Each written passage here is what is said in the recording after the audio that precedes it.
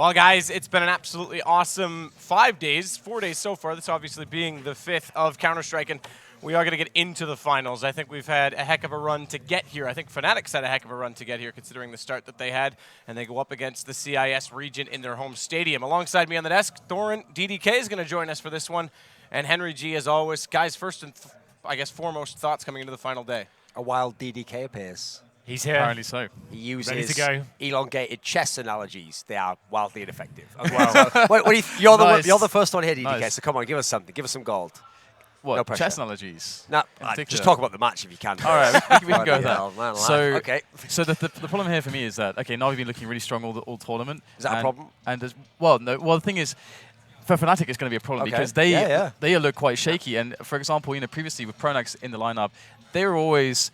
There was a level of consistency. You knew what to expect, really. But right now, we don't know if Denis is going to be performing, and we actually don't even know how him as a player even really fits into the team still, and what's going on. What is the impact really of Vugo and how the calling is working for the team. There's lots of situations where I'm not sure how they're going to play. Whereas with Pronax in the team, there was a consistency that I could rely upon. So right now, I'm feeling like Na'Vi are going to have an advantage, but it does depend on the maps and the vetoes. I think that's a really good point. Like Fnatic, believe it or not, they've had an amazing tournament. They had a very ropey first day against EnVyUs. It looked like they weren't going to show up to this tournament whatsoever. It was like 16-7, 16-8. Thought, okay, maybe Fnatic aren't really showing up here. They haven't actually been playing the best Counter-Strike. They've made it to the final, sure, but like if you actually analyze the way they've approached 7 rounds, they've actually come out somehow unscathed, like especially against Luminosity. I don't think that was a game they should have actually been winning. Like they got some very fortunate rounds there, like the 4 spies and the pistols and stuff. Obviously, those great individual plays is what win you games. But if you're talking about pure CS, Na'Vi have had the best tournament for me, and just in terms of how they've approached every single game, very tactical, methodical team. You saw how they punished EnVyUs yesterday, and it's the same school of thought going forward with this game today. We've got Fnatic, the very loose and fast play styles you referenced earlier, Matt, and then Na'Vi. They're going to be playing the same game they did yesterday. It was EnVyUs, it felt like, who almost threw that game because they had that amazing start, 10-5. You thought, okay, well, EnVyUs had turned up. They've got the best players performing in the first half. Then all of a sudden, they made all these really bad decisions. That's going to be a big part today. Our Fnatic, who are famous for these kind of similar decisions, 4 spies and playing a lot looser, are they going to be punished in the similar fashion? Yeah, I mean, that's what the weird dichotomy in this final for me is. That on the one hand, you've got this Fnatic team who looked fairly lackluster to start the tournament, who've scraped through a few wins, maybe could have lost to Luminosity, but somehow they're in the final. That's all that matters. Yep. All that matters is they survived. And they've survived, and for all we know, maybe now this is where they go ham and just wreck Na'Vi. We don't know. But Na'Vi has played well the whole tournament. Even when they lost to Luminosity, it was very close. Yep. They never got wrecked at any point in the tournament like Fnatic did, like EnVyUs did. So on the one hand, you've got the champions, the tenured guys who somehow always do win. Then you've got the team who's just incredibly consistent and very good. So it's a really hard mixture. I mean, here's an interesting detail for you, okay? So I kind of agree with Henry's overall philosophy on Fnatic. Them winning, it's not like when they won 3 tournaments in a row, normally you'd be like, this must be the best team in the world, they're just gods. You actually look at it and you're like, wow, how are they doing this? Like, how are they beating these teams? Well, here's an interesting fact for you, okay? I didn't check the stats, but off the top of my head, I don't think the old Fnatic with Pronax and olofmeister, etc., ever actually won 4 tournaments in a row. I think there was always a span with it. So this team, who's actually, I think, worse, could make a new record even in the Fnatic history books, and it really could happen, obviously. So the big question for me, and I think for everyone, is what Fnatic's going to turn up. I'm pretty sure who's going to turn up for Na'Vi. I know they can be good. I know they can win. What I don't know is the Fnatic side. That's why it's going to be hard to make the prediction. So I'm hoping they do me a favor with the maps. I can go off that or something, because this is going to be a tough game to analyze. A fun game, though. Absolutely, and we'll get to all of that in a while. We've got about 20 minutes to go through all the details. So map veto process a little bit different. We'll talk about every aspect. But first, we just had the bracket up. I want to talk and sort of reminisce about the tournament that has been. Highlights from you guys, disappointments from you guys through all the teams. The biggest disappointment throughout the whole tournament, I think, would be G2. I think like they're a team where, like we said, 2016, they've all come together. It's going to be their year. Obviously, turned up to this tournament saying they didn't have the practice and stuff like that. I'm getting a little bit bored of this excuse from a lot of teams recently. I think last year we had it from TQM, about midpoint in the year. This time we're having it from G2. These are big tournaments coming on. This is your full-time job to be a Counter-Strike player. You're turning up with 5 hours. That's just not good enough for me. Obviously, TQM, they actually had a decent tournament. It's not like they got absolutely bodied here. They had very close series. I think they got a little bit unlucky towards the end. It seems like they still have some problems closing out games. Right, when they get to the finish mark, they kind of change their mentality a little bit. We were talking to Device last night, actually, and he just said there's something within them that's not like they changed their stance. As soon as they get to that point where they can win the game, maybe they overthink situations a little bit too much. But I think in terms of disappointments, G2 is definitely the highlight for me. And teams that have surprised me the most are EnVyUs coming out the trap super hot. They looked so good on the first day. thought, well, no one's even going to touch these guys. You're coming in, beating the world's best team, 16-7, 16-8. How have you taken that and then had such a disappointing showing in the most important game? Like, fair enough, you can get these great results in the group stage, but ultimately it didn't really mean anything. 3 teams were going through anyway. It didn't actually equate to that much. You just got you a decent seeding, right? And then when it came to the actual knockout stage, they completely choked against Navi yesterday. That was like very disappointing. Like we can talk about the force buys all day long, but that's just like basic fundamentals of CS just going horribly wrong. And MBK at the helm now, and Maniac, we thought these problems would be eradicated, but they're stronger than ever, it feels like. I mean, for me, actually, obviously, for example, with G2, as far as like disappointments in the tournament goes, I'm not even really considering them because I've been feeling this way since the major. I felt like that was a massive fluke, and of course they had AZ in the lineup now instead of Denis, and I actually feel like so far it's not working nearly as well as with Denis, and generally speaking, I could never see the philosophy behind that team anyway, so I'm not going to even consider them because they're too much of a random team for me personally. And regarding EnVyUs, I feel like the problems that they have is systemic to their style of play for a long time, and I feel like Maniac could maybe have an impact with MBK. I think that could actually be a way to maybe get kind of to the root of the issues there, but right now they're just always relying upon skill, and strategy takes a massive backseat. It was an interesting tweet, Thorin. It was a bit of a bait tweet yesterday saying like, oh, they're missing someone like Existence, for example. But that's actually a very good point. The fact that you don't have those tactics to fall back onto, you don't have the strategy book to go to when things start going wrong and like everything hits the proverbial fan, you're just like, well, what do we do now? We've actually got nothing to go back onto. We're going to jump into the profiles of this team, but again, I want the same from you, the disappointment and highlight. Biggest disappointment? I mean, okay, since these guys picked G2 and they've basically like wrecked G2 over and over again, you're not even pros, come on, get together. The person I'll actually pick, I will pick TQM actually, because how many tournaments are we going to see these guys? It's one thing if you do choke like at the major and you just get wrecked by Nip, then you can go, right, you chokers, some big problem here. They're just so close now. Every tournament, they're so close. They're losing to the teams who are winning the tournament. They're always close. Their map pool still looks good. Okay, it's not the best. Still so good. They can match up with... They're one of the only teams, I think, with Virtus Pro who can match with every team in the world. They can go against anyone. They can win a map and they can make it a close series. And yet, where's the titles? It's been so long since they won a title. So PGL. That's just disappointing. Because it might sound weird, but it's relative. Yeah. It's relative to what they could do with that roster. Because I look at that roster and it should be like Luminosity. It should be like, okay, you win with the tactics, and then if they can outskill you, okay, maybe they can win the tournament. But otherwise, you're supposed to be right there knocking us out. And that's who my other one's going to be. So the tournament, the team I really like to watch in this tournament, it's got to be Luminosity. I don't care that they didn't win the tournament. What's funny is this tournament really is a great example of where the metagame's at in CS right now, because you've got these two insanely skilled teams who force buy in EnVyUs and Fnatic, who can both win and can both be the best team, and then you've got these two super consistent, Luminosity, Na'Vi. We know the maps they play proper style, good T-side CS, but it can win and it can lose as well. Like Luminosity could have won this tournament. Na'Vi, maybe they're going to get upset the same way. We don't know. So, but for me, that will always be the most satisfying to watch, because obviously these players have skill.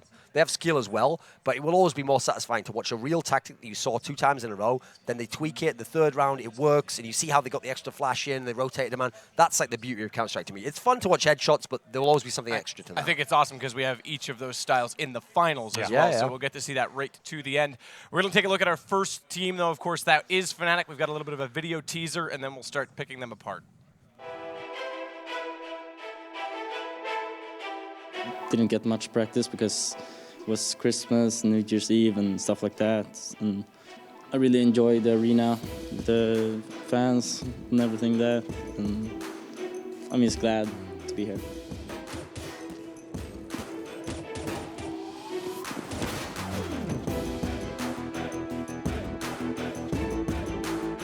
We got a really rough start, lost to EnVyUs and lost on map to Titan. After that we just talked as a team and like play our own game.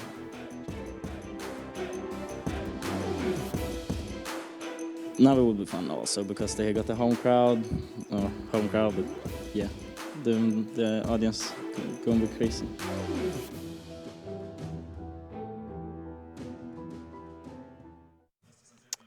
Yeah, that is a pretty interesting. Dear. That's a bit of a mistake. Wait a minute, Dennis, where are you? Where have you gone? That's not him. Okay, then. A throwback of days gone by when tactics were a thing with Fnatic. Was Strix on the graphics panel there, guys? Oh, Jesus. So Love you. Listen, that's our way of like, it's like an initiation, roasting. Yeah. You're bringing in one of the boys. Amazing. Camaraderie, yeah. Well, Like it. that said, guys, let's talk about it a little bit. By the way, the teams we didn't mention and didn't see the bracket, CyberZ and Titan, they were the first 2 to drop in this tournament. Those were the 2 most inconsequential teams, really. Absolutely.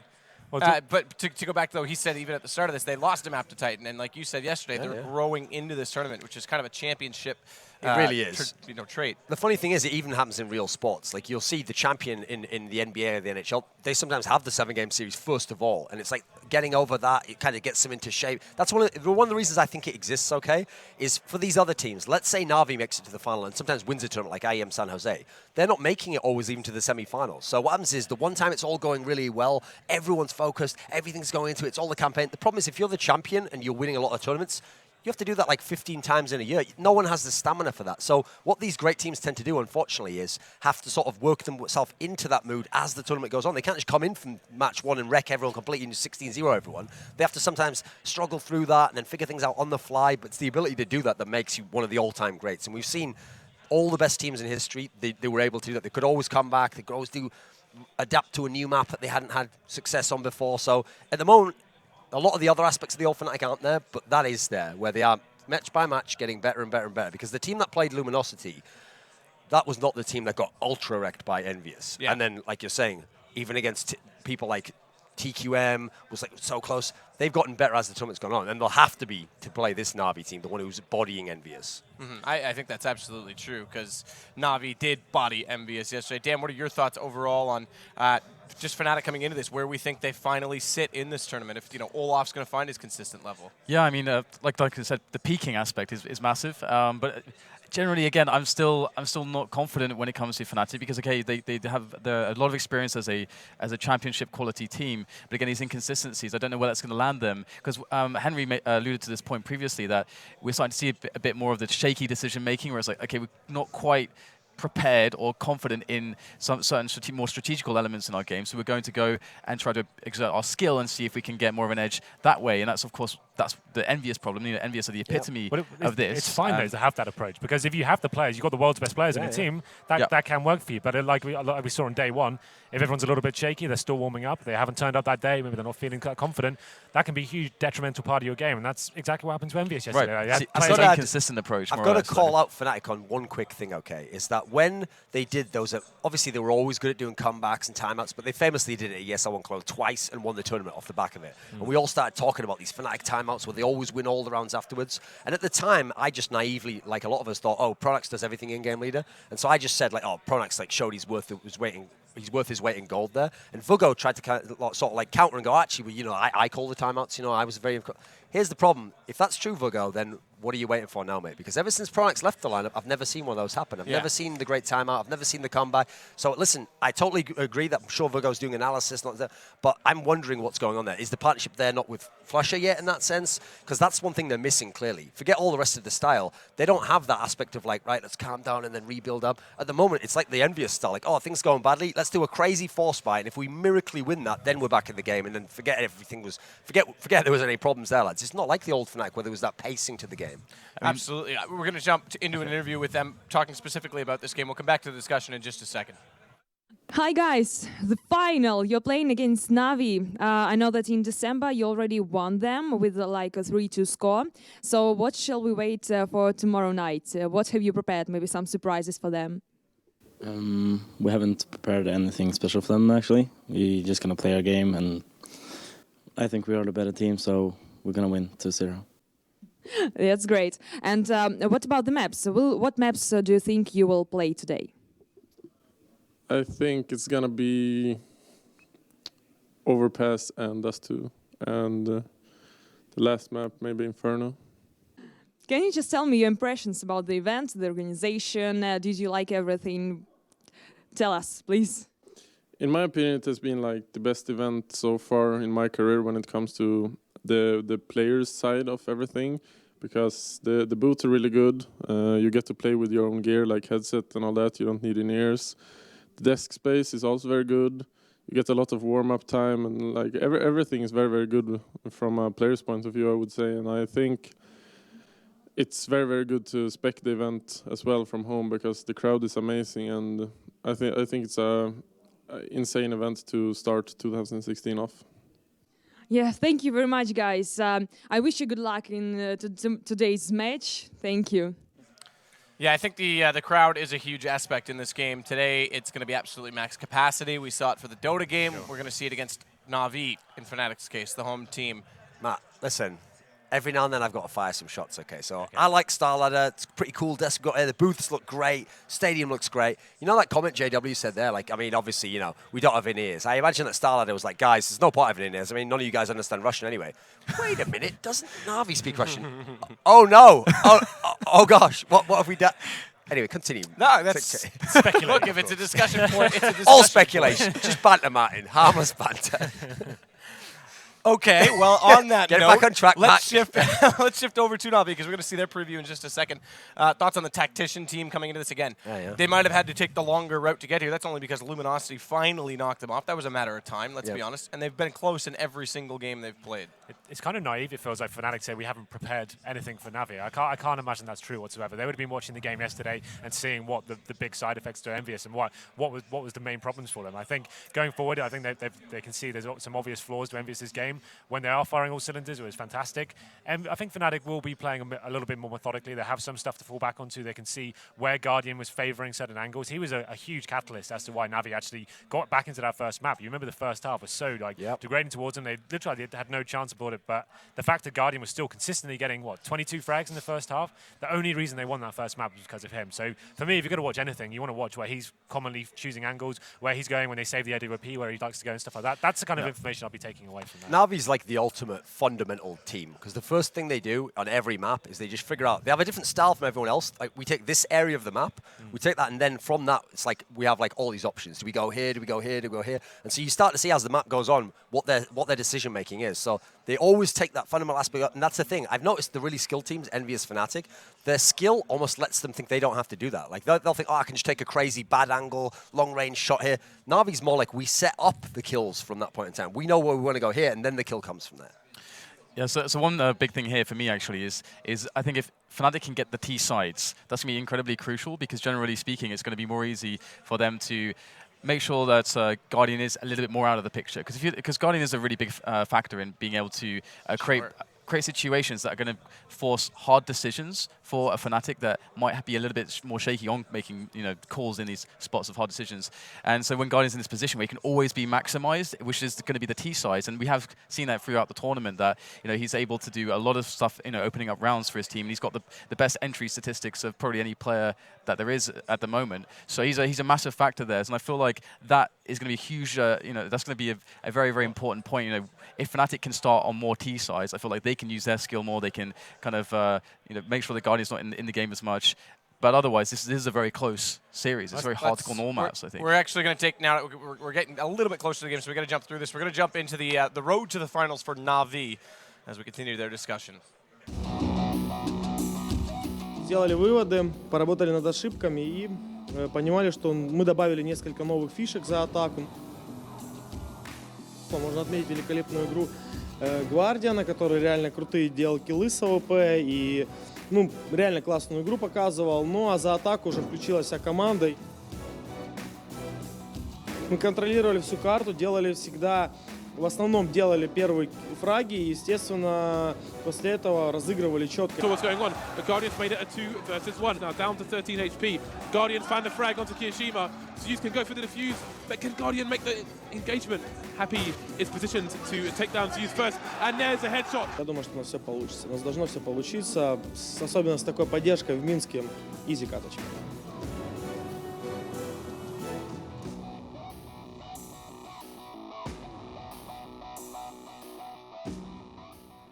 Well, that's the road here. Before we get back to the discussion, however, we do have one more video to roll. It's the interview with StarX. Of course, he's one of the more active coaches in the scene right now. Had a computer during the group stages to be in the game, and now he will be in the booth helping out with a lot of the calling. We'll hear what he has to say.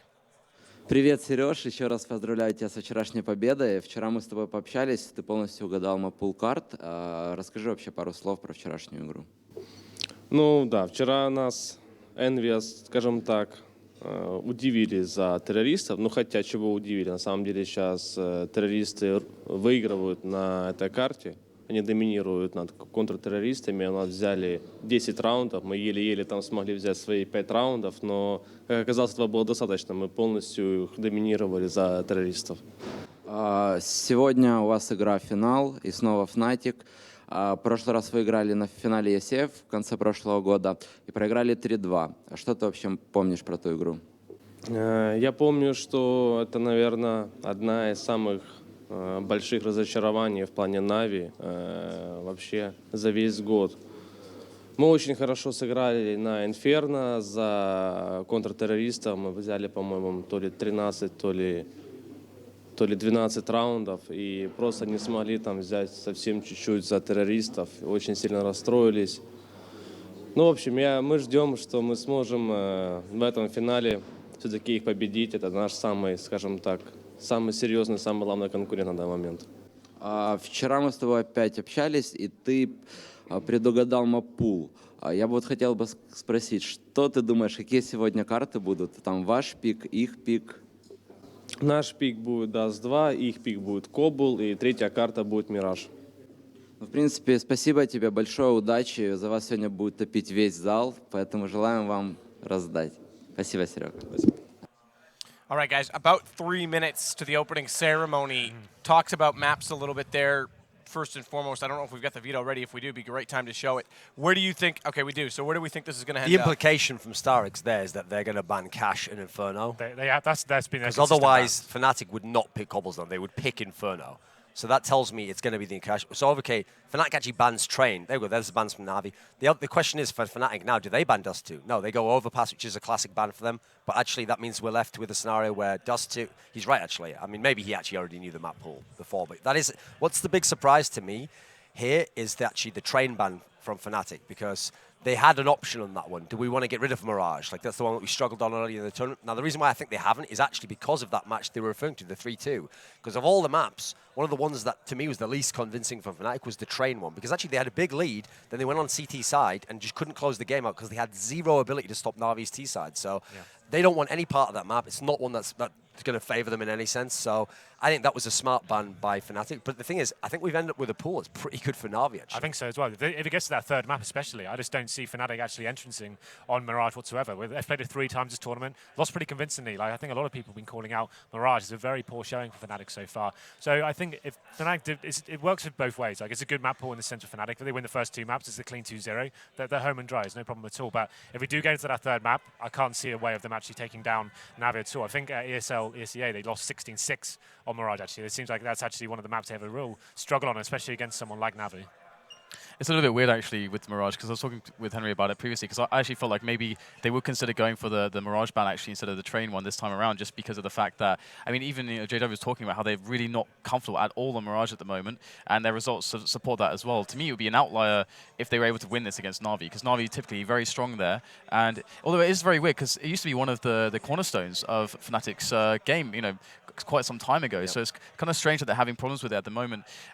But either way, I feel this is very, very biased towards Na'Vi. Again, for me, I'm going to mirror Henry with this. Like, we need to see the first 2 maps going to Fnatic if they're going to win this. I don't think they'll close it out on Mirage, but I also feel like it's heavily reliant on actually the knives and who starts on which side, because the T sides here are going to be so incredibly crucial. All right, guys, we'll watch the show and get back to the discussion.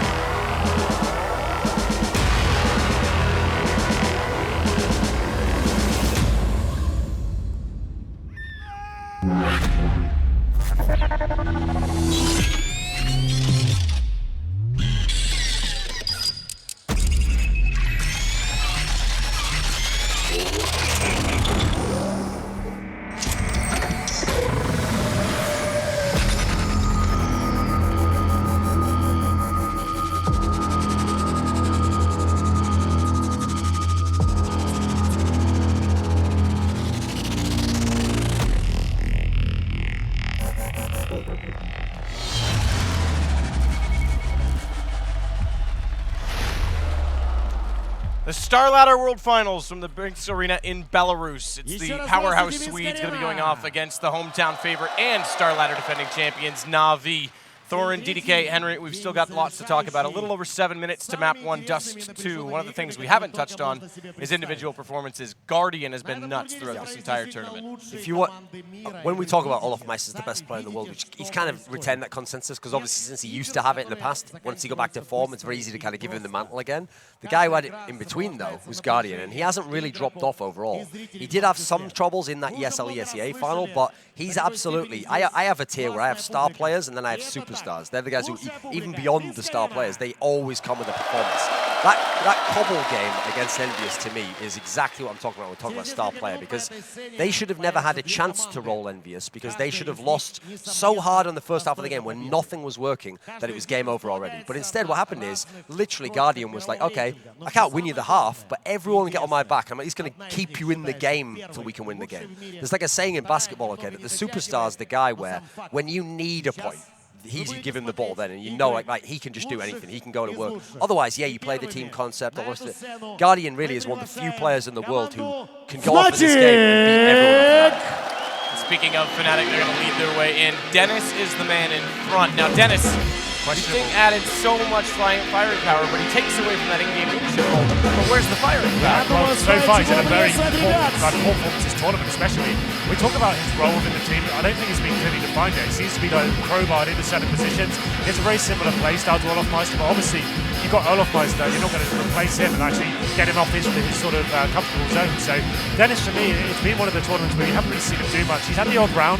Obviously yesterday, one that comes to mind is that CZ round against Luminosity. That's where he really stepped up and got them back into the game. But overall, he hasn't had a huge amount of impact. It's just been quite an average performance for him, maybe a little bit below average. So it'll be interesting to see whether on the final day he can step up. We can see what he can bring to the table. But for me, he really hasn't found his form. Like, they've won 3 tournaments in a row, sure, but Denis hasn't been the reason for them actually winning though. Of course, and the other aspect of that is flusha now in-game leading himself. It's kind of a double-edged sword because they're getting sliced in the fact that his performance has gone down considerably in this tournament. Yeah, I mean, obviously he did come through the Luminosity season. That was big, but I agree.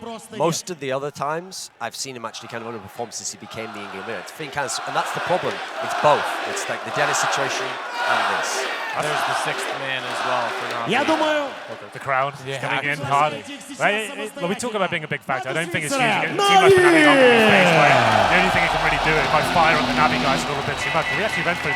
Sometimes you can be detrimental in a way that you could overface a bit, you can be a bit too overzealous just because you want to hear the chance, you want to get the ace, you want to get everyone going for it. So sometimes you may make some bad decisions just based on the crowd though. So you have to look at it in 2 ways in the sense like I don't think someone like Fnatic, I don't really think they're going to be like scared by this at all. Let's be real, Henry. In the history of CS:GO, no one's been better at playing against hostile crowds than Fnatic. Because what's funny is they have a hostile crowd in Sweden if they play this. So these guys don't even know. And my best example ever for Fnatic was when they played the DreamHack Tours final and the whole crowd was booing them because obviously EnVyUs was in the final, the French crowd, and literally Pronax was just laughing. And he was like, great, we love this. And then they won the final. Still win. Still won. That's brilliant. Yeah, I think that's a big I had a famous saying, okay, where I said something like, I think the line was something like, booze can't stop headshots or something like that. So as long as you have the composure within yourself, yeah, you can pop up the other guy, but at the end of the day, you still have to win inside the server. In terms of consistency, though, it's definitely been, I would say, Na'Vi, with KRIMZ kind of being off. He's had hit-or-miss games. And then on the other side, you've got Edward and flamie that have been huge for these guys. The rifle battle is Edward's well really emerged in this tournament. And I used to think when flamie first came in the lineup, often it was Edward who was the second best player. But he had a decent period where he was a bit underwhelming. He was very, very good yesterday. The one guy I'll point out, since we've pointed out Denis over on Fnatic, the one guy on Na'Vi who I'm not really convinced by is actually Seized. But it's purely because he keeps having these halves where he tries to just AWP and be the secondary AWP for half of the rest. And that's one area, it just doesn't feel like he quite clicks with that in that particular sense. If they're winning, fine. And actually that's a weird weakness of Na'Vi, considering they're a team that you know are so good tactically. They'll have rounds where they'll have Guardian AWP, Seized AWP, and then they'll have like auto sniper on flamie. And I don't know why they've added that in if it's supposed to be BM, but it's just a bit unnecessary, I think. DDK, we're just going through the Fnatic roster. Obviously, the home crowd still has massive respect for a guy like Olof, but as we go through Na'Vi, maybe just touch on more of the points that Duncan's brought to light. Well, one of the things with Na'Vi as well typically is, yeah, they are a strategical team. We are having kind of the superstar individual team versus a more consistent strategical team. But recently in this tournament as well, what we've actually seen is, because usually with Na'Vi, you maybe get like 2 players stepping it up. Like Guardian is always a given, and maybe it's going to be Edward, maybe it's going to be flamie. Sometimes it can be Zeus as well. Sometimes you have one of those crazy tournaments. But in this tournament, actually, almost every single player has been actually having a lot of impact in a lot of the rounds. And being able to execute individually in a lot of the plays, not having to rely too much on Guardian in a lot of spots. That's the thing yesterday, especially in that couple game, just to reference that again. Like, Guardian went absolutely huge in the first half, right? But the guys actually came together as a complete unit. No one really stepped up in terms of like an individual star player. Like someone really saved the day in the second half. Everyone just kind of woke up in that T half. They was working as a great unit. That's what they're so good at. They're just a great all-round package in terms of the fragging. And I think that's going to be a huge benefit to them going into this game. One of the reasons as well is because when they are struggling on the CT sides, and you do have Guardian just somehow eking out those like extra couple rounds, this is going to be a huge problem for Fnatic, because when Fnatic get put onto these CT sides and their economy is going to be, guys able to just win around where they shouldn't win, and their economy all of a sudden is a bit weird, and that's when they're going to have to make hard choices. When EnVy get put in that spot, yesterday against Na'Vi, they just kept force buying because they didn't know what to do. Just kept force buying. They get pauses. That was a big thing for them as well. Yeah, and if you're making these kinds of decisions, Na'Vi's going to just walk all over you, and that's what I'm struggling to understand how Fnatic are going to deal with. I feel like it's a huge weakness that if they get a poor economy on their CT sides, that they're just going to make rash choices and just blow it and not have confidence in some of the buy rounds and trying to actually play more of a strategic game in that sense. I think this is a big factor. This is a best of 3. It's not the best of 5. You don't have that big buffer to play with. As we mentioned before, if this does get to the third map Mirage, I just don't think Fnatic have a single chance. They need to be very careful with their decisions in terms of the force buys and stuff. Sure, it can work out, and we know they can do it, but they need to be looking at the bigger percentage game and working out what's going to be the better risk to take here. This whole force buying aspect as well, the skill, if they're hitting their shots, we've touched on all this loosely this weekend.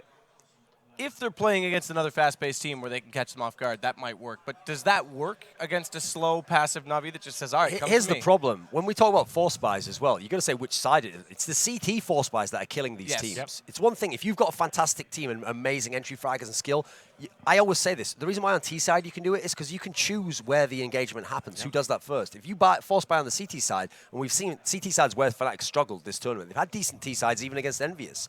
That's just going to kill you flat, because we said, Na'Vi, they take over an area of the map, they probe, they have like variations on what they did last round, and at all times, they can just decide to hit you in a different way. And so if you do that crazy force buy, I'm thinking of the one that they had where they had the like CZs and they were all just in Mirage against Luminosity, and Luminosity gifted them around by just walking into that site and die. I think Na'Vi won't be doing that. Na'Vi will send a guy in, he'll die, and they'll be like, oh, we're off to the other site, and now you have to try and retake with 4 people or do a save with CZs, which it's like, that's like pick your poison. There's no good answer there. So if they do those force buys, I think that is what will cost them the match. I want to see some just full buys and win like a proper Counter-Strike team. That's what I want to see as well. And also like a philosophy of the force buys is that, okay, it's the style of play where we want to keep the pressure on, and we want to use a lot of our individual skill to keep the pressure on the opponent's economy. When you're doing it from the CT perspective onto the T side, the T buys are generally going to be way cheaper than CT buys anyway. And what Duncan's saying is, even if they have to buy like 2 Tech 9s and have 3 AKs, they can still, because they can choose where to fight, they can construct a round to perfectly suit that. So it could almost be as good as 5 AKs. It's just a different type of round. And so in that sense as well, it doesn't even make sense strategically in many senses. It's not a good decision. So I mean, on T side again, just to reinforcing your point there, it's a completely different beast. And I think a lot of people kind of glaze over that a little bit too much. Like, I mean, when we talk about the classic EnVyUs force buys, remember the EnVyUs and the LDLC team, late 2014, they would be winning most of those on T side. That was where they do it. It's very rare that you can constantly force buy CT side and then say at the end of the game, yeah, we won that game. It's because it's a risk. The CT can't just spread out like a normal round. You have to be taking a risk somewhere. It needs to be like expending some men to go stack towards B or let's push towards middle. There has to be some sort of strategy involved. You have to be surprising the team and trying to find that first pick. As we said before, I don't think Nav will be falling for those tricks. They're going to be aware the force buys will be coming in. And yeah, on the T side, absolutely. Like, obviously, it's more viable to have 5 Tech 9s and smoke grenades so you can cut off some key choke points, throw flashbangs in. And with the Tech 9, the beauty of it is the running and shooting aspect of it. It's absolutely massive. You can push through smokes with flashbangs, have them running running and gunning advantage going through and actually find his initial picks. So that's why the T side is definitely a lot more viable. And even get some money back with a bomb plant. Yeah, exactly. So The main objective is get the bomb down, $800 Yeah. for everyone across the team. That's a successful round. If you don't win it, you get some kills, you take some money off the CTs, you're getting the bomb down, and then the post-plant situation still be very uncomfortable in the early stages for the CTs. They won't necessarily have full diffuse kits across the board. They won't have all rifles. So if you can keep grinding down the CT economy in that way, that's very effective. And you know what's even worse, actually? I have a massive gripe, a huge problem in a lot of tier 1 teams as well, is that, the thing is, I think teams like EnVyUs can even be encouraged to do more CT force buys because a lot of teams don't even strategically play proper anti-force buys. There's actually so many ways to actually do it, right, properly. And I rarely see teams execute it properly. It's so rare. It's very rare. One thing I have to say, though, as well, is like, here's the reason why I'm favouring Navi, aside from the maps, aside from that, is that these last 3 tournaments they've had, the consistency's been unreal. Even if they lost, they always are in games, even they lose. So IM San Jose, they won the tournament, incredible play. Then we go to ESL, ESEA, fantastic, could have won this tournament. This tournament so far, good in every single game. If they can play that way, great. That's what I'm predicting at the moment because they're so consistent. They did have that CEVO LAN where they finished last place. So listen, if it turns out they're going to have that level, fair enough. You tricked me. You got me. You had 3 tournaments in a row. You were so consistent. At the moment, I can't see that happening. Like if Fnatic win, it's going to be an epic Luminosity type series. Getting into map 1, Dust 2 then. Let's break this down a little bit because we've seen both teams with success on it, but I think this favors Na'Vi in quite a few ways. No, I think Navi's the best Dust 2 team in the world, especially because TQM's so shook in that map and they just can't, they can't figure out how to play it again. Because this map has always been about Guardian. I mean, it's funny, okay, this is one of these things I always bag on people who are NA streamers, because I sometimes watch NA streamers, and on T-side, on Dust 2, they're like trying to shoot inside that gap, and they're hitting half the time as well, and I'm like, you know Guardian like aims at the door, mate, and just tries to hit like a crossfire shot. So it's like, that's just an example of the fact that this guy has mastered every aspect of the map. Like, this is the one map where, on other maps, okay, on Cobblestone, sometimes there's not always an angle for the AWP. If you play it correctly on CT side, you can always get the AWP angle. So as a result, it's can you shut Guardian down? If you can't, Na'Vi will be winning Dust 2. Yeah, I mean, for me, it's quite similar, but the hope that I give Fnatic, again, is a T side, because with a T side, you have the ability to pressure the economy on the CTs in a way that you can deny more also away from Guardian. You can effectively try to play a little bit away from him more than you can so on the T side. That's something that could help Fnatic out. It also, from the perspective, let's say that right now they're not feeling as comfortable in a lot of their strategical aspects, you can get a lot more done with just raw skill because you get to take the initiative on the T side. So that's going to help Fnatic out a little bit. But I do definitely mirror the opinions of Duncan here in that I definitely favour Na'Vi in this instance, but it's quite close, and it's for me it relies on the starting sides. Yeah, Dust 2 obviously not too much in terms of actual tactical prowess you can bring to the table. It's not like crazy executes you can actually do, but there is definitely a methodology that works very well for Na'Vi here. We talk about Guardian gaining, his team gain him map control. They're basing the whole round around him basically. So they'll go up towards Catwalk, they'll be pushing the CTs back towards the bomb site from long, and the whole idea is just running down that timer as long as they can, just to get him in a decent enough position to open up the map. Once they have an opening into the map, that's when they can really execute. They have got the decent plays where they can read the CT teams very well. They can know where the AWPers are. They know how to actually flash him out of position and then just like stifle him by dropping down to CT spawn, for example. So it's an interesting map to begin things. I think it's great for both teams, to be honest. Like Fnatic probably couldn't have asked for a better warm-up map here. Like I said, it's great for headshots here. It's a map you can rely on being quite loose and just taking urges and just feeding out the map and the little nuances that are going on. Actually, to add to your point there as well, not because Na'Vi take a lot of time with their slower style and they're trying to get the opening of Guardian, they actually get a lot more information, and because of the nature of their team and because they have StarX, Dust 2 is one of those maps where you can actually deduce quite a lot of the CT setup based on what you don't see. And there's quite a lot of safe peeks you can do into middle and so on to try to get this information. So Na'Vi are a team that are better at using that kind of that resource of information. I mean, when you look at the obvious stars, olofmeister, Guardian, we know they're like, well, I think they're the 2 best players in the world. So you've got the great marquee head matchup, but on this particular map, the 2 guys, one for each team, who can really come through and win the map for their team. Flamie's always been very good on this map. Like, we know he can play both sides of it. He can play like the long A area, he can be very good there. He can play inside of B. He's great at shutting down like choke point rushes. Meanwhile, on T side for Fnatic, the guy who could win them this map if they do win is KRIMZ. He's just like so workman-like. He just goes down mid, he goes out, he'll like go first for people, he'll allow olofmeister to get set up to get those kills.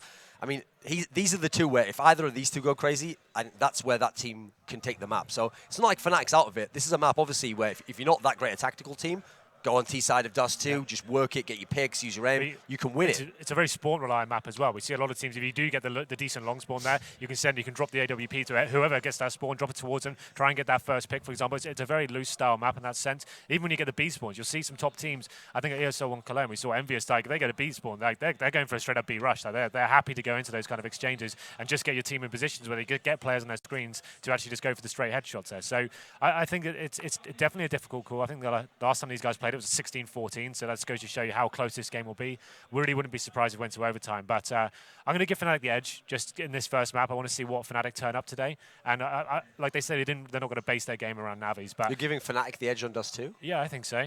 Okay. Just in terms of the heavy players turn up, I think they definitely have. Like, the last time they played, obviously they took them down. It just depends whether they know, like, they can't be as aggressive on CT against Navi. They need to be a little bit more cautious. If they try and go aggressive, obviously Navi are playing very far back, waiting for that aggression. So I do think, like, Fnatic have the edge in terms of the fragging overall, in terms of the raw skill on the map, and Dust 2 is a map, I think, especially the grand finals time, that's when the big players need to step up. The one storyline to kind of build in favor and counter would be that Navi's T side was very good against TQM, and the CT sides of Fnatic haven't been great. We saw how execution based on Catwalk Navi was. I mean, how does Fnatic even look to shut that down?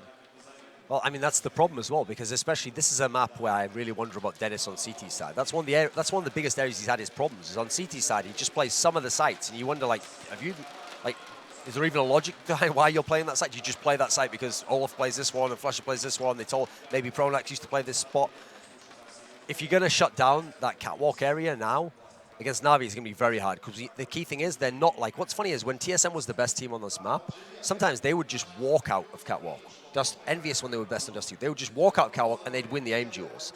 Navi is flashing out, they're boosting people out, they're smoking you out. That's why they were able to shut down people like KRIMZ, because they push him off that car spot the way he wants to be. So if you're going to do that, well, first of all, what you're going to need on Fnatic's side is you're going to have to be fantastic against utility. If you just get pushed out by a smoke, that's the end at that point in time. Now, back in the day, okay, let's get JW, put him there with an op. We don't see that much from the Fnatic guys. So I think they're the ones with all the questions here. Navi are coming with answers. Fnatic have got a lot of questions as to what they're going to do. Henry, you're the one that favors Fnatic on this map. What's your opinion? Do they have to try and get aggressive on Catwalk to shut them down early? That's the thing. Like, the aggression on CT can be very difficult indeed. It's one of the things, like, Fnatic are famous for, and like I said before, Navi are going to be expecting it. I think they're going to have to be more the surprise element there. You can't just be doing the aggression at the beginning of the round. They need to be fitting it out and, like, waiting for the execution to come in from Navi. I think everyone knows how Navi play. They're going for that catwalk control, trying to work picks. If they can have that surprise element of, like, pushing into B tunnels, gaining map control, at least getting key information and maybe getting 1 or 2 frags in those pushes, they could get some serious traction there. But it just depends. Like, if Guardian's, like we said, this is his playground. If he's firing on all cylinders here and he's making picks and not able to respond to it, they need to be playing a very dynamic game. They can't allow Navi to gain the map control as they do. Just, it's a difficult question to answer. I'd be interested to see how Fnatic approach it. I think it needs to be a hybrid. You can't be showing aggressive tactics every single round. You need to be throwing them in just as Navi are trying to adapt to what you're doing and trying to read your setup. And regarding the TQM result, sometimes the way TQM would like to play situations where the economy is shaky, or when it's really, really good on Dust 2, which is very, very different and unique, is that they like to use a lot of deception to try to trick the T side into thinking that their setup is actually not what it is, by playing on common interpretations of information. By having, like, a guy, there's usually, let's say you would see a guy on the CT side in CT spawn. This will actually tell you that there's 2 players playing in the site on the B bomb site. But if there isn't somebody there, it's going to tell you that the setup's different. So they try to play on this information to try to stack a site and kind of trick you to go there. That's like something the TQM throw, and they have more passive play. I think the way they handle these hard spots is not too comparable to Fnatic. I think, as Henry said, Fnatic are better at throwing in aggressive play. So from that perspective, I don't think the results are too comparable, as well as TQM's slightly gambly plays in that sense. So again, for me here, a lot of it's going to be about JW, because JW is a bit of the wild card of the team, and he's definitely going to need to be successful in some of his gambles in this one. Fnatic over this tournament, by the way, just an interesting note, and I know I've advocated against it quite heavily on Twitter. With the new bomb timer, I think Luminosity had 2 rounds they would have lost that they got the defuse on. Otherwise, Fnatic's had 6. That's 4 more than the next best in this tournament. Yeah. Is that a sign of them playing the new meta correctly, or is it that they're more sloppy and not getting in and defusing like other teams are and just getting a little bit lucky that Thursday? Are you frustrated at the fact that they're winning rounds because of the extra bomb timer? I'm not necessarily frustrated that, I mean, it's an equal case for any team, right? I'm not saying it's Fnatic's. I'm just saying, why is it that Yeah, I'm just curious as to why they're far and away beyond anyone else in that statistic. I'm not sure. Like, it allows you to be a lot more gambly in the sense that the CT setups don't have to be so traditional. It means you can take more bigger risks. So you can send more men towards the B bombs at the start of the round. You go for a little push, go for information, and the retakes are a lot more viable these days. So I think if you are capitalizing and you are winning rounds because of that, it just goes to show you've got a better understanding of it. You understand you can actually take these risks. You can rely on the retakes. That extra 5 seconds, it might not sound like much, but it's actually pretty massive. That's the difference between having a kit and not having one, and especially the team that likes to fortify a lot. That can be huge for them going forward. So it actually looks like it works perfectly for Fnatic. That's actually a team that's benefited heavily from it, and I don't mind it at all. I think the new changes are interesting, and the fact that teams have to adapt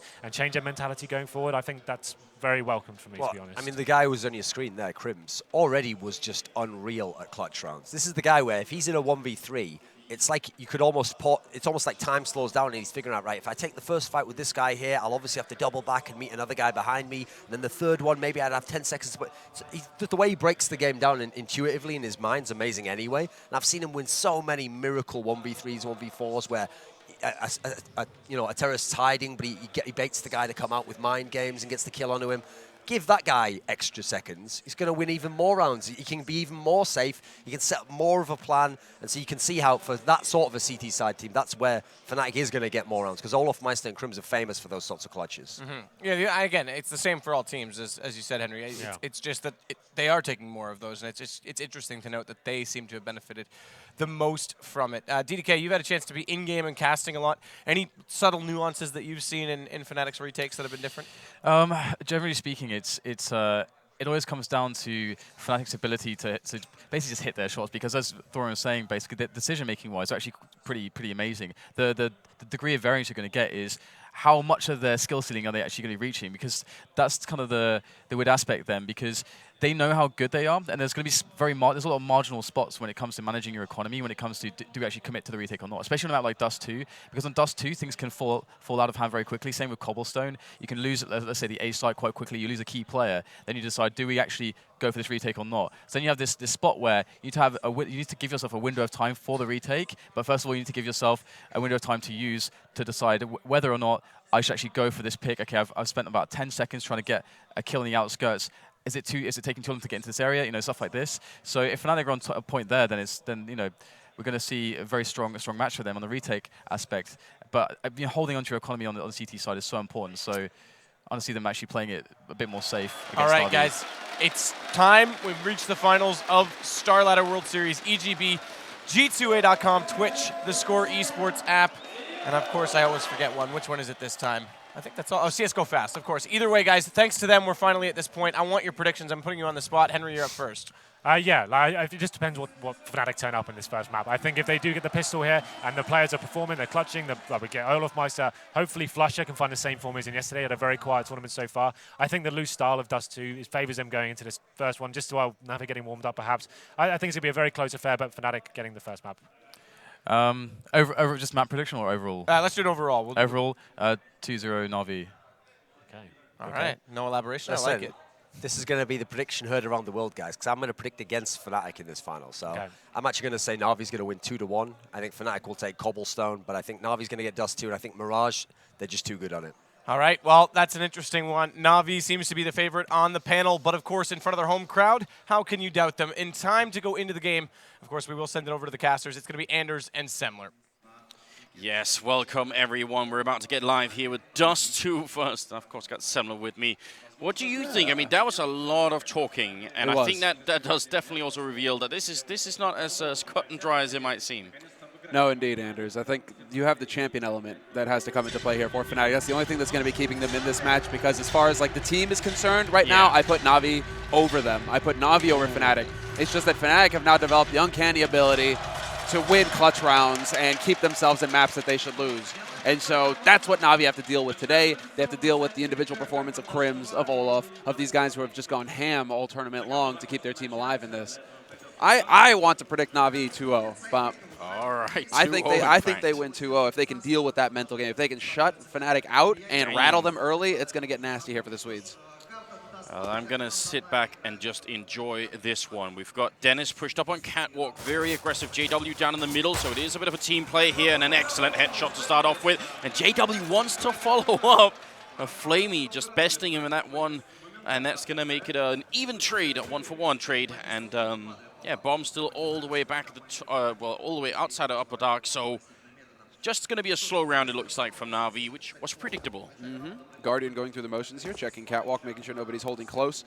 Might get some support from flamie, but flamie's looking to see if anybody's going to try and peek on B slope to get some info. And this is great from Na'Vi. They're going to keep the guys over on A site honest by showing themselves just a little bit over here on catwalk, making sure that they get everything cleared out and that they can get this B execute going, because that seems to be the end goal for them here. They've got that bomb. It's just been sitting up there for quite some time.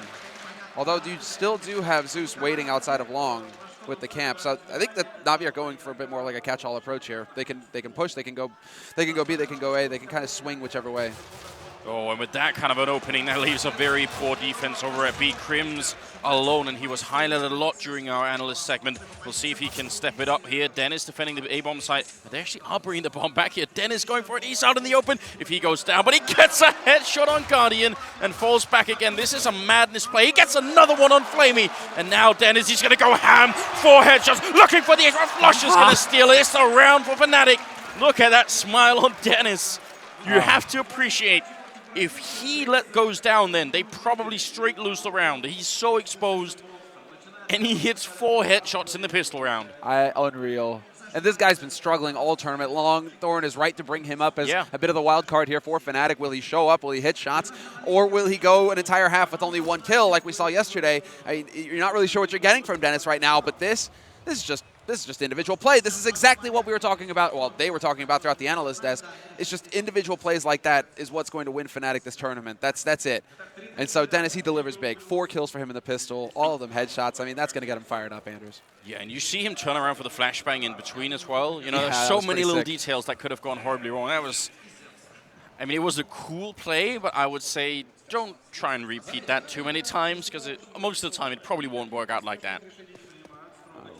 Now at least Fnatic have to set up for the anti-eco situation here. They've got the rifles, the SMGs as well.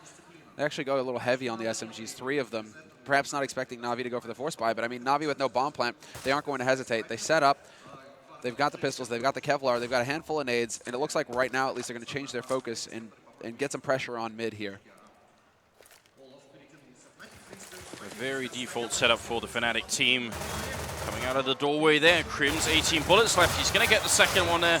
Or actually, he almost gets flamie, I'm sorry. 16 health on him. KRIMZ goes for a headshot. Still inside the bomb side is JW, and he's actually in the opening, but Guardian hits a headshot with a deagle. And that is going to bring it back. Can they get the bomb down, though? Just picked up by Guardian. This is a good round so far for Na'Vi. Indeed. They need to actually get this bomb planted, though. 25 seconds left. 2 players going from Upper Dark, and this is actually a change up here for Fnatic. Usually you only put the 1 through Upper. They're going for the mind games. It doesn't even matter.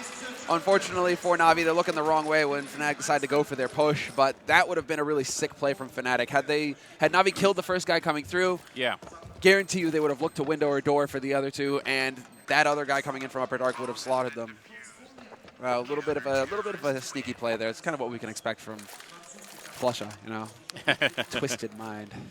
Well, I mean, 2 kills and a bomb plant.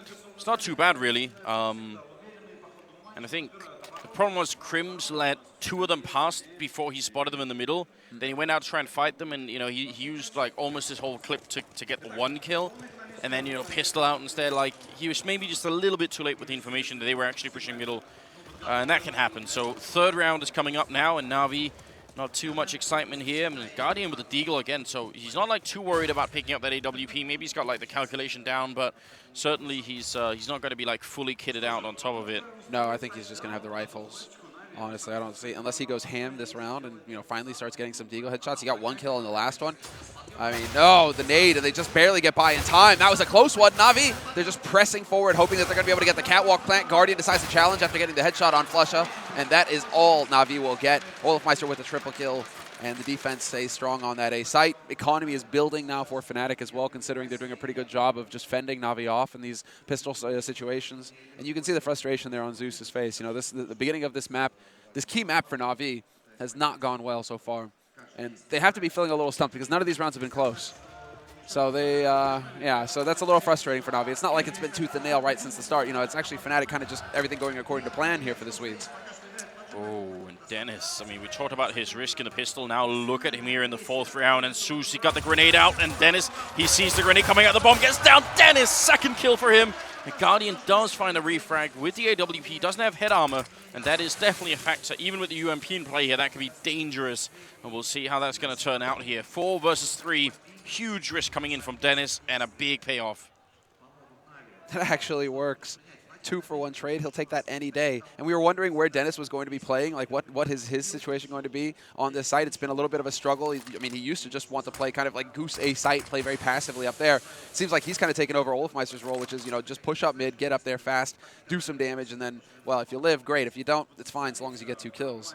But I mean, if he was having a hard time playing sort of a stationary passive role, then, you know, maybe that's the switch up that Fnatic have sort of gone through. Over at long, though, flushes here with the UMP. This is going to be tough, 7. 1-on-3. It's not going to be pretty, bro. I mean, flusha up close with UMP as well. Like this is lethal range for the UMP. He will Shrek them if they try and rush through.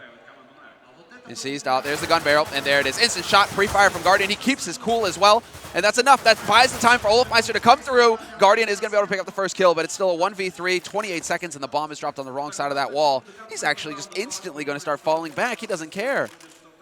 Fall back, hold on to the AWP, and unfortunately JW will not allow it. And, well, I'm kind of surprised to see Guardian go for that play, honestly. Yeah, I mean, with 30 seconds, I thought he'd try and run for that corner and just take the fight. Oh, he knew olofmeister was there. Like, you kill flusha, and the only other guy you saw get a kill was Olof, so, it's one of those, like... 1v1, Guardian should take that every day, right? Damned if you do, damned if you don't, because if he pushes up, then he still has to cross, and then JW is going to be in CT spawn. It'll be weird either way, almost no matter what he does. But, I mean, you're right. Normally, we do see Guardian still opt for the aggressive play, right? That's his style. And that's going to be the real interesting thing here is whether Guardian can get that confidence back. Because that's not the Guardian we're used to seeing. We're used to seeing the Guardian who hunts aggressively on Dust 2 to get kills. And, well, if he's already backing off looking to save his guns, that does not bode well here for Na'Vi in this match. And this is the key map for them. Cobblestone could go either way, but Dust 2, this needs to be Na'Vi's playground, and we're just not seeing it. The sand, man, you know, the cats, the local neighborhood cats, they came and wrecked it. Well... we'll see once they can buy again here. I mean, this is one of these rounds where if you're on the terrorist side, you just want to do some damage to that CT side economy. We're not really seeing the scoreboard much. I'm not exactly sure how much money Fnatic have, but it must be decent. I mean, those UMP kills there for flusha as well. Now he's up on the box in CT spawn, looking for Zeus, and actually he's taking a lot of damage and missing a lot of shots as well, but olofmeister's there to pick it up. They can't even punish flusha when he's in that corner. C's going to go down. Even flusha going back for more. Guardian. It'd be nice. You speak of confidence. I mean, even in a round like this, you get a couple of kills in. It helps. A 5-0 clean here for the Fnatic side. Olof is doing a fantastic job of getting to a fight really quickly. Flusha at long in the round before last. This time around to support the man in mid. He's doing a very good job of just getting in there, being the second man to just rotate to his teammate as quickly as possible and lend that fire. About 5-0, Anders, and very one-sided round so far. Yeah. Yeah. Na'Vi, I mean, the crowd, they need to get behind it. Na'Vi need to get fired up here. That's what I was wondering about, because they were being very quiet here, and all it takes is one guy to shout Na'Vi, and everybody gets going. That can make a difference. Got 4 AKs, 1 AWP on Guardian here, and this will be a great round to start off with. Grenades from Fnatic. They go too far into lower dark and not really going to connect with anybody. So that means mid-control now for the Na'Vi team without them even using too much utility. I think we're seeing the nerves out of Na'Vi as well. Just that play right there, that peek into from lower dark to cat. I think that flash was supposed to go in first, and then the guy peeks, because the guy's peeking. If a guy's sitting there with the op and the flash doesn't go, you're dead. You know, he just hits that shot and you're gone. And so just like a little bit of a flip-flop there with Na'Vi, where I think they were just a split second too late on the communication on the setup for a play. And that's a play, like, if you give up that frag, man, it's not good. It's really not good. So Na'Vi right now, they're just a little shaky, Anders. They need some kind of big, they need a Guardian to step up. They need flamie to go ham and get a triple kill. They need somebody to fire up the team right now, because they're just looking a little bit too nervous to me. Well, right now I think they're setting up for a huge fake right now, and could be one guy jumping into CT spawn on top of it. That Molotov going to be a little bit annoying, but you see the bomb is in upper, and they've got 3 people on catwalk and 1 in middle. That's a huge indication that some sort of fake play is coming out, and they're leaving it till very late here as well. 30 seconds And we are going to be going now for it. Jumping down in CT spawn is Zeus indeed, and outside the doors of B, Edward goes for the fight, but they both fail. flamie going down as well. KRIMZ, he gets shot in the face. JW as well. flusha going to get the kill on Zeus. It's still Seized and Guardian left. They need that bomb plant here. 15 seconds, and finally it's going to come through. And now I think it's going to be the true test of Guardian here. This is his round. Seized just has to play defense, but Guardian's going to have to get the kill. Seized goes very aggressive, and this is a big problem. Guardian missing a shot and missing again, and Denis going to come in and get the kill on him eventually with the AK. So 6-0. What can we call Fnatic right now? What's a really dangerous beast from Sweden? I guess it's a Wolverine, right? I guess that's what they're really proud of. They got like Wolverines up there. Yeah, something like that. I mean, this is like a pack of hungry Wolverines just went onto that B site and ripped Seized limb from limb, basically. They've just got it going on. I mean, this is one of 3 maps, and it's only the first half and everything. So I definitely think Navi, they've already shown us in this tournament plenty of times they can sort of mentally bring it back. Oh yeah. But some of these rounds, you want to see more. I wanted to see Guardian just being the guy to kill them as they come in, while Seized was just holding one spot, holding an angle. Well, there we go. All the way back into spawn. Guardian gets rewarded for his patience. Catches JW peeking it aggressively in mid, and that's going to work out just fine. And now there's a single man on this B site. Na'Vi aren't the kind of team to rush in, though. They aren't the kind of team to try and pounce on a situation unless the bomb is right with them, but that's so rare. So they're just going to sit back and basically let Fnatic hang themselves here. Fnatic are the ones now who need to play scared and try and either take a risk or cross their fingers and hope that they gamble on the right site. Well, still got a little bit more than a minute. Not really enjoying this position that KRIMZ is in over at B. And that corner behind the car is just so hard to get a lot of kills there. There's been a couple of examples. I think KRIMZ might even be responsible for one of them, but generally speaking, you're probably going to get zoned out. Works slightly better if you've got a teammate in window or door or anything like that.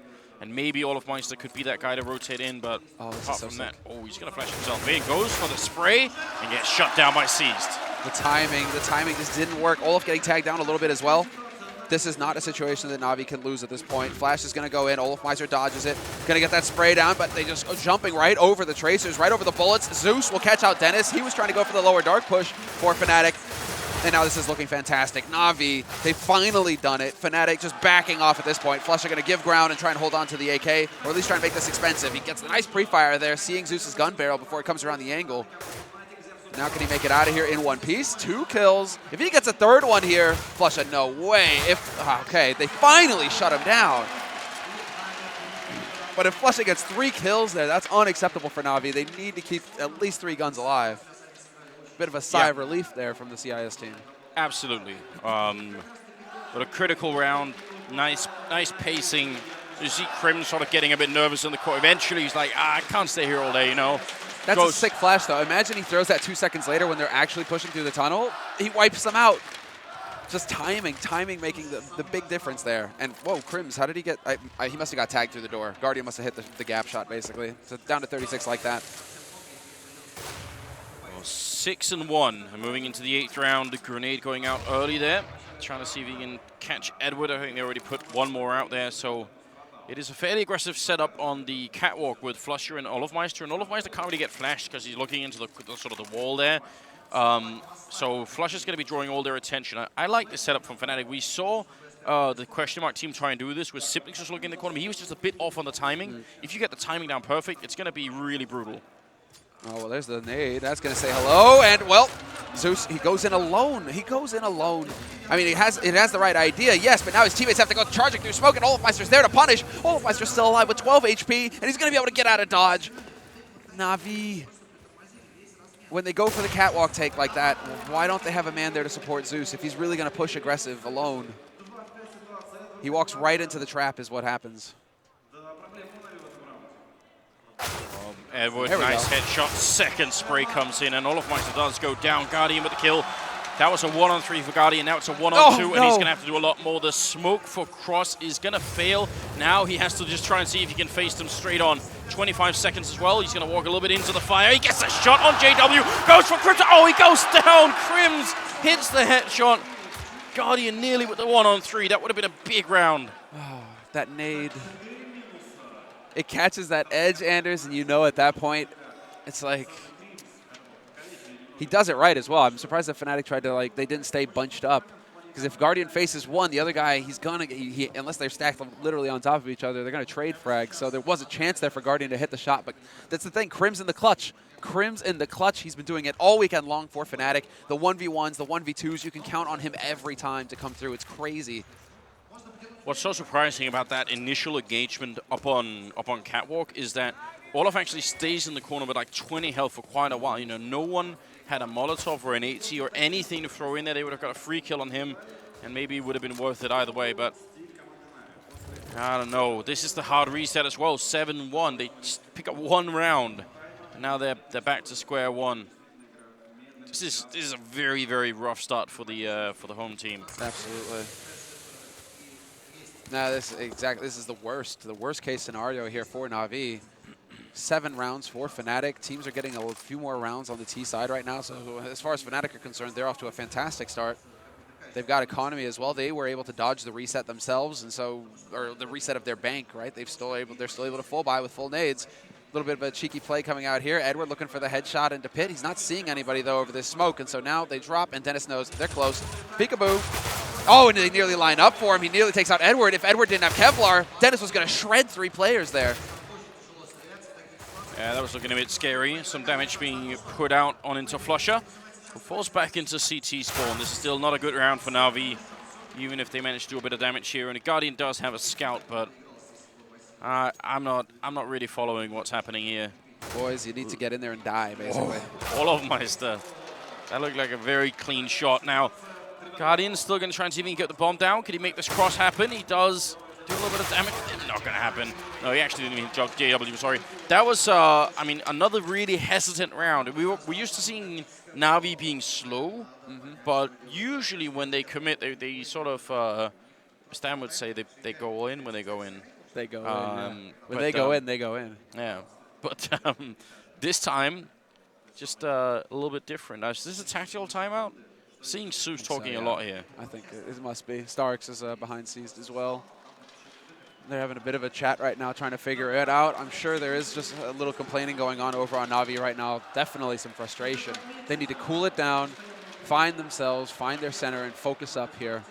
And Seized is one of those players sometimes where the nerves can get to him still, so he needs to just, take a really deep breath right now and focus up.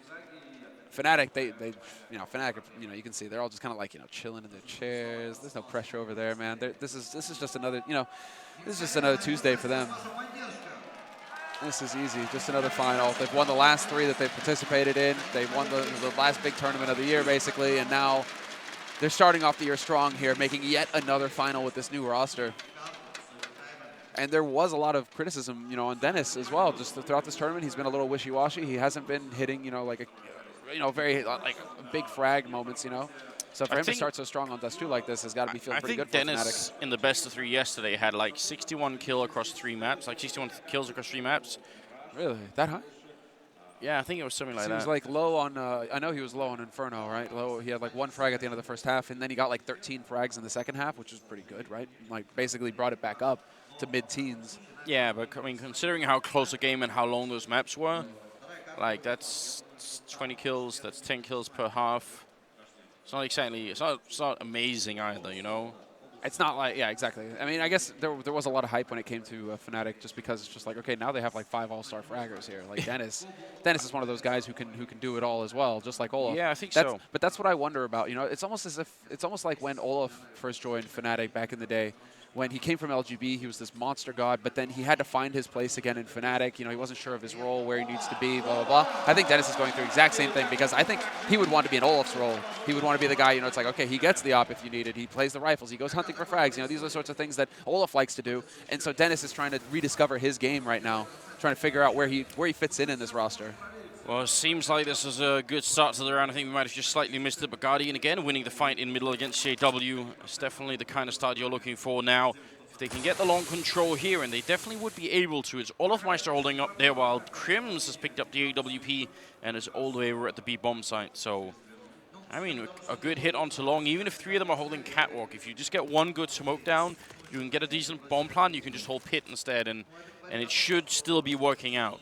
This is, but like Fnatic also, this is just like everything's going according to plan for them. They're that team they're just unique in the 4v5 situations. JW, it's like, okay, JW tried to make something happen. That's your style. You went and died. We've got one of the best 4 cores in the world, you know? We're just so good with it. And there you go. Just those kinds of plays. Yeah, back off, Olof. You don't need to take the risk. Takes the fight straight up. Great wallbang there from Seas. He comes out ahead, but then Edward falls to Denis.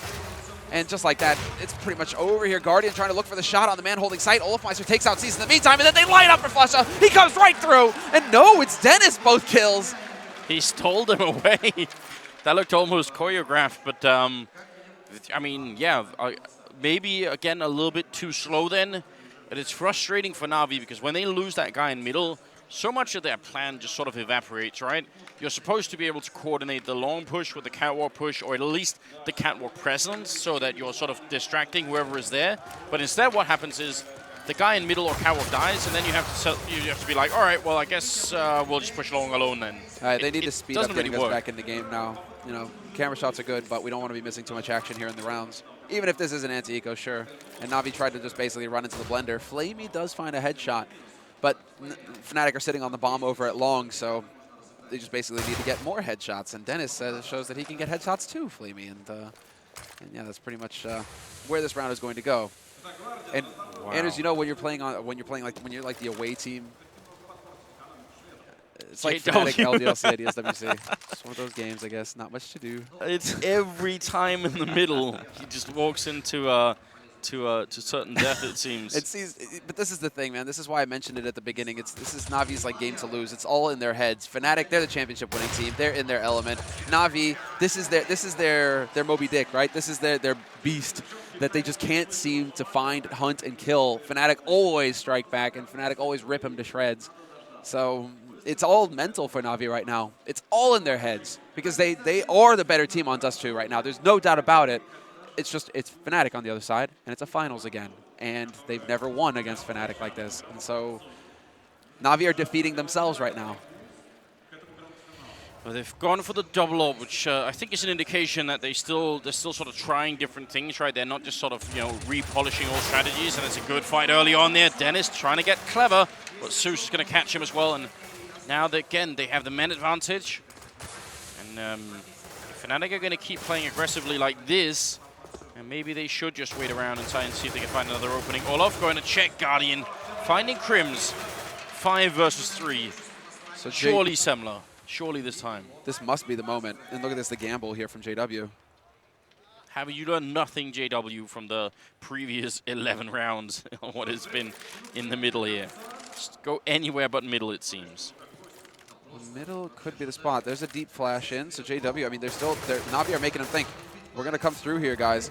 Seized, he has the AWP as well, but he's down to 32, Zeus down to 16. So if the rifles get into position here for Fnatic, it's going to get real nasty for Na'Vi. They get a great flash, pop right in Olof's face, but they aren't able to capitalize on it. They don't follow up. And so Olof, he's sitting right here, and he's going to be able to flank them very quickly, considering Edward's on the other side of the map looking for somebody defending A. That's not what scares me. What scares me is the fact, they get the kill on JW. I was worried, because if you line up in that tunnel, if you're just a little bit too slow, then suddenly that one AWP player can Shrek your whole team. That's not going to happen. Now they're playing 4 versus 2. It's a very carefully calculated round coming out of Na'Vi.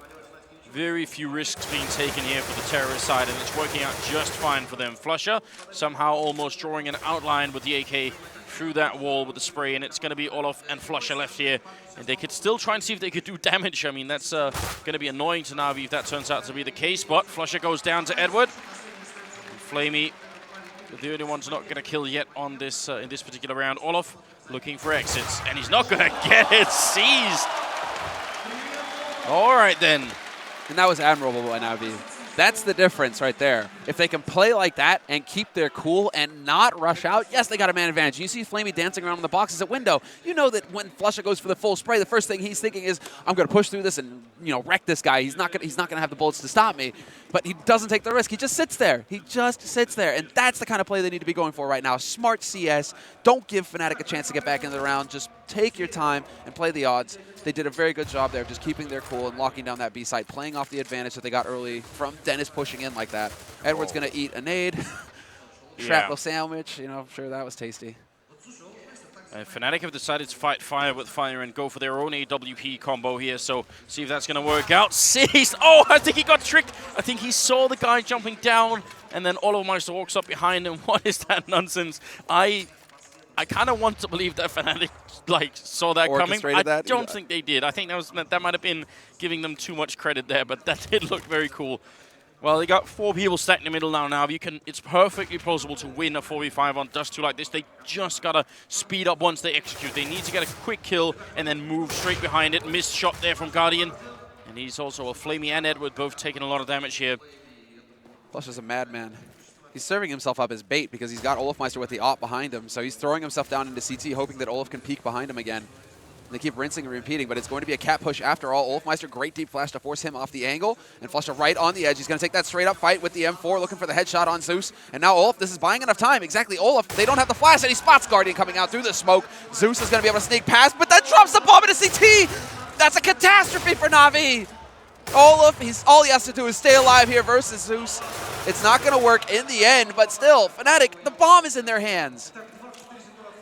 There just isn't time to do this right now. I mean, it's a great idea trying to force a Mac with a Molotov, but they can't really do anything. And the problem is they can't stay here either.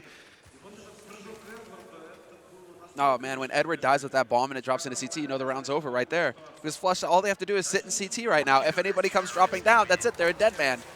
flamie will get 1 kill, but KRIMZ kills. Oh, no! JW. 2 down after the round timer. So we really should reiterate, because we always get tons of new viewers, and if you are new to the game and watching, once the clock has run out for the terrorist side, if you die after that, you don't even get the loss bonus that you'd otherwise get. If you die within the round time, you get a loss bonus. Otherwise, you don't, and that means you could tell here, Zeus and flamie, they're on AKs, or they're without AKs, and that's a big problem. 11-2. Fnatic, they took a lot of risks early on in the game, and it paid off. You see Denis pushing top mid in the pistol round as well, taking some risk.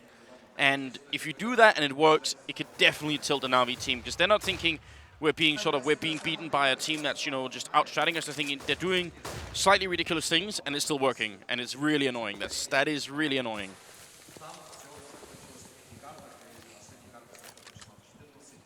Well, Just kind of pondering right now what Na'Vi can do. I mean, could we see? I've also got like Mastodon White Whale going in my head right now as well, but you know that's on a side note for some reason. Can we see like just a regular B split coming out here? Smoke CT spawn, kill the people in B, put the bomb down. Boop. Flash in, then reboop. JW's got the angle now. Oh, he misses that shot. Oh! You can't play peekaboo with Guardian, bro! Oh, KRIMZ. Actually, he lands that headshot on flamie. He just doesn't even stop shooting, transfers through the smoke, and now it's going to be Edward and Guardian 2 versus 4 here with 24 seconds left. Another near on winnable position. Flashbang goes in. Guardian legs him. Edward gets the 1 kill, but Guardian, he's trapped behind the box. He gets a shot. He goes for more. He's going to hit it on Denis. And now it's Olof and Guardian. Oh, he gets the shot. Oh, my God. He picks up 4 kills and wins it.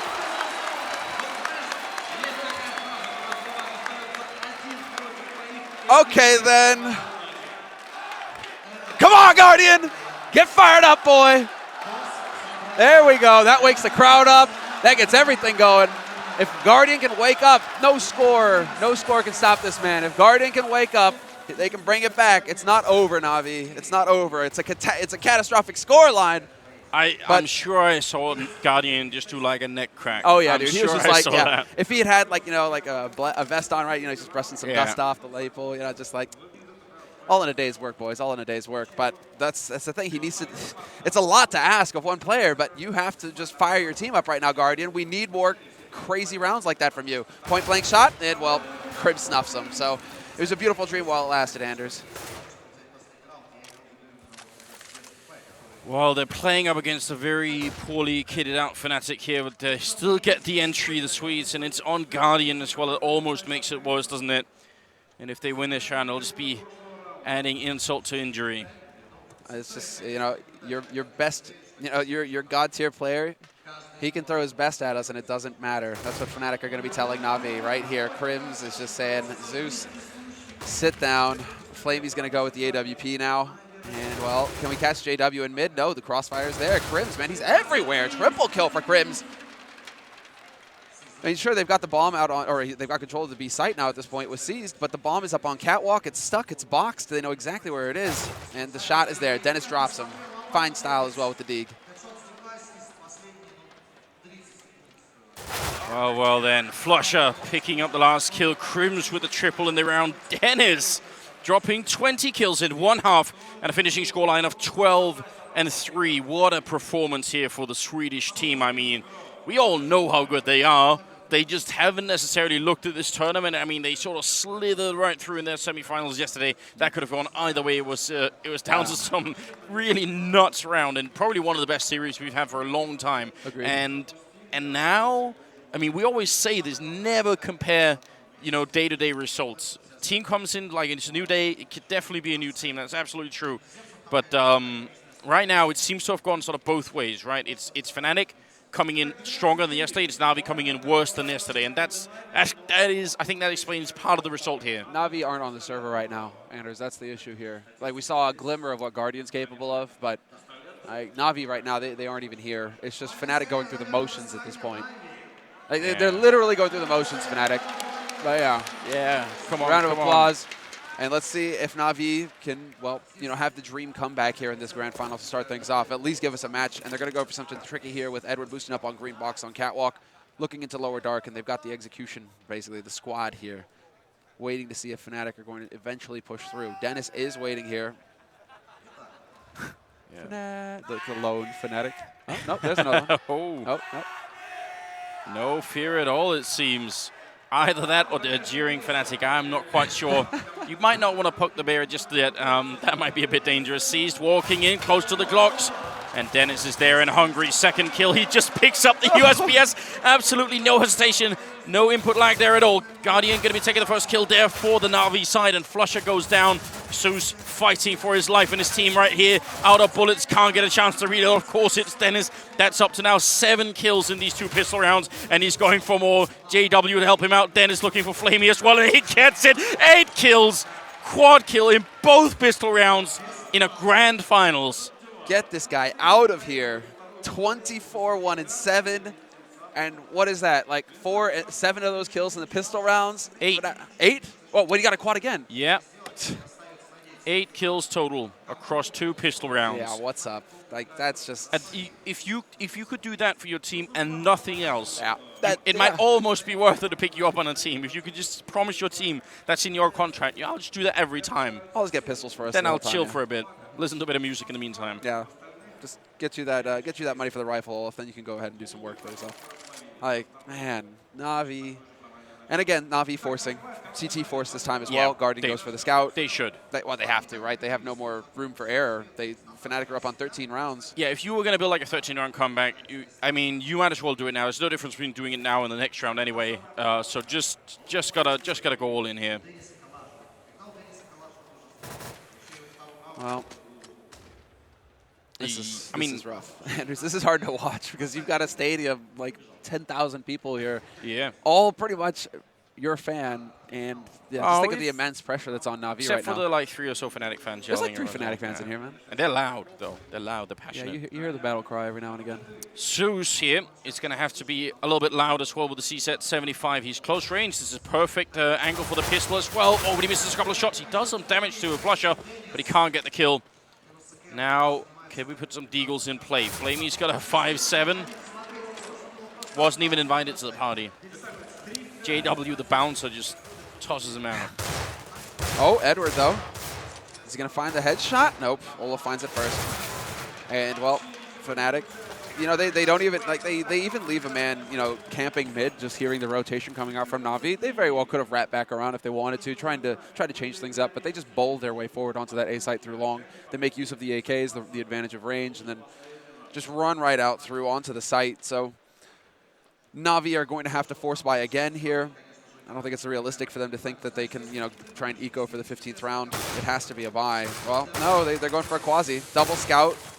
The Eagle on Zeus. Fnatic are rushing the B-bomb site. flamie's there alone with a scout in hand, and he's up in the window trying to get some jump shots in. This is a smart call for Fnatic, and a grenade lands in flamie's face, and he is going to be gone. That was a bit brutal.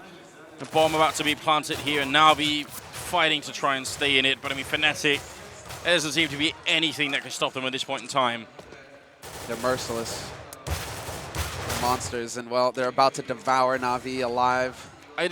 You don't want to say it really in a grand final, but at this point you might just want to like try and save some mental strength and think a little bit about the next map. You know, just like, all right, that was one of those maps, one of those days, it happens.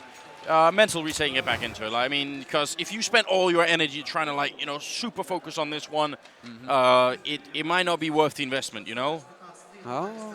Like at some point, if you can shrug and laugh it off and say, yeah, okay. Well, there you go. All of them are just giggling at this point.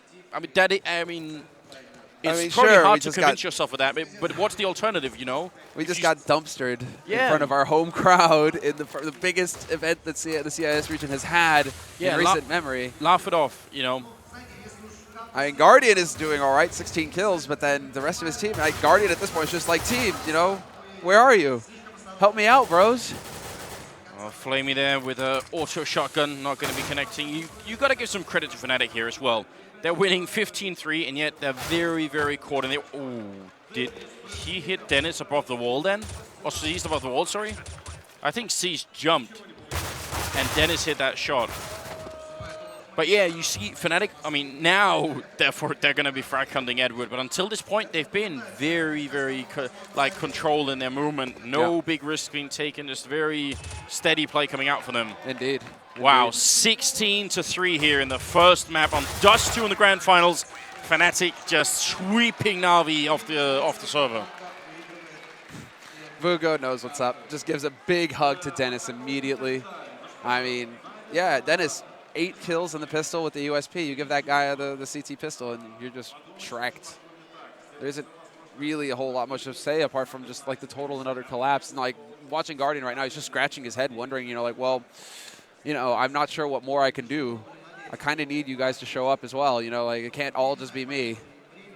And well, Fnatic, the entire team just looked like they were going through the motions. The entire team just looked like this was another walk in the park for them, another finals. You know, and there's just no pressure on them at this point. Well, there it is. We are going to go for a quick break, then back to the analyst desk, and obviously we'll be back with map 2 here. It's one of the things, you've got to laugh it off, got to move on, because you can't spend all day focusing on that stuff. Have a 2-minute talk, then talk about the next map. Basically. We'll be back after a quick break. Привет, Сереж.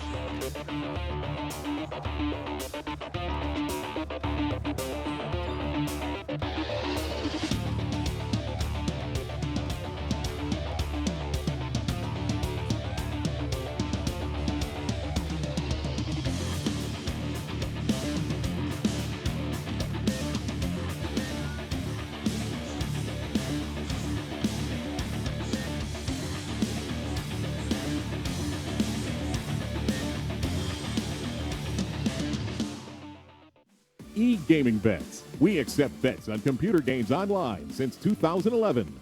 Referral system for regular users and the first deposit bonus. Gaming devices store and the best choice of payment systems. Dota 2 and Hearthstone, Counter-Strike and StarCraft, World of Tanks and League of Legends. EGB.com. You know for sure who's going to win. You got spare game codes or any digital goods? There is a place you can sell them in less than 1 minute. Watch. Go to G2A.com. Click Start Selling. Fast login. Go to My Account and click on Selling tab. Sell new item. Enter name, code, set a price. And done. G2A.com Digital Marketplace. Global selling simplified. Do you have extra CSGO skins? Do you want to win really cool things? Visit CSGOFast.com. Place your bets and win really cool skins. CSGOFast.com. Check your fortune.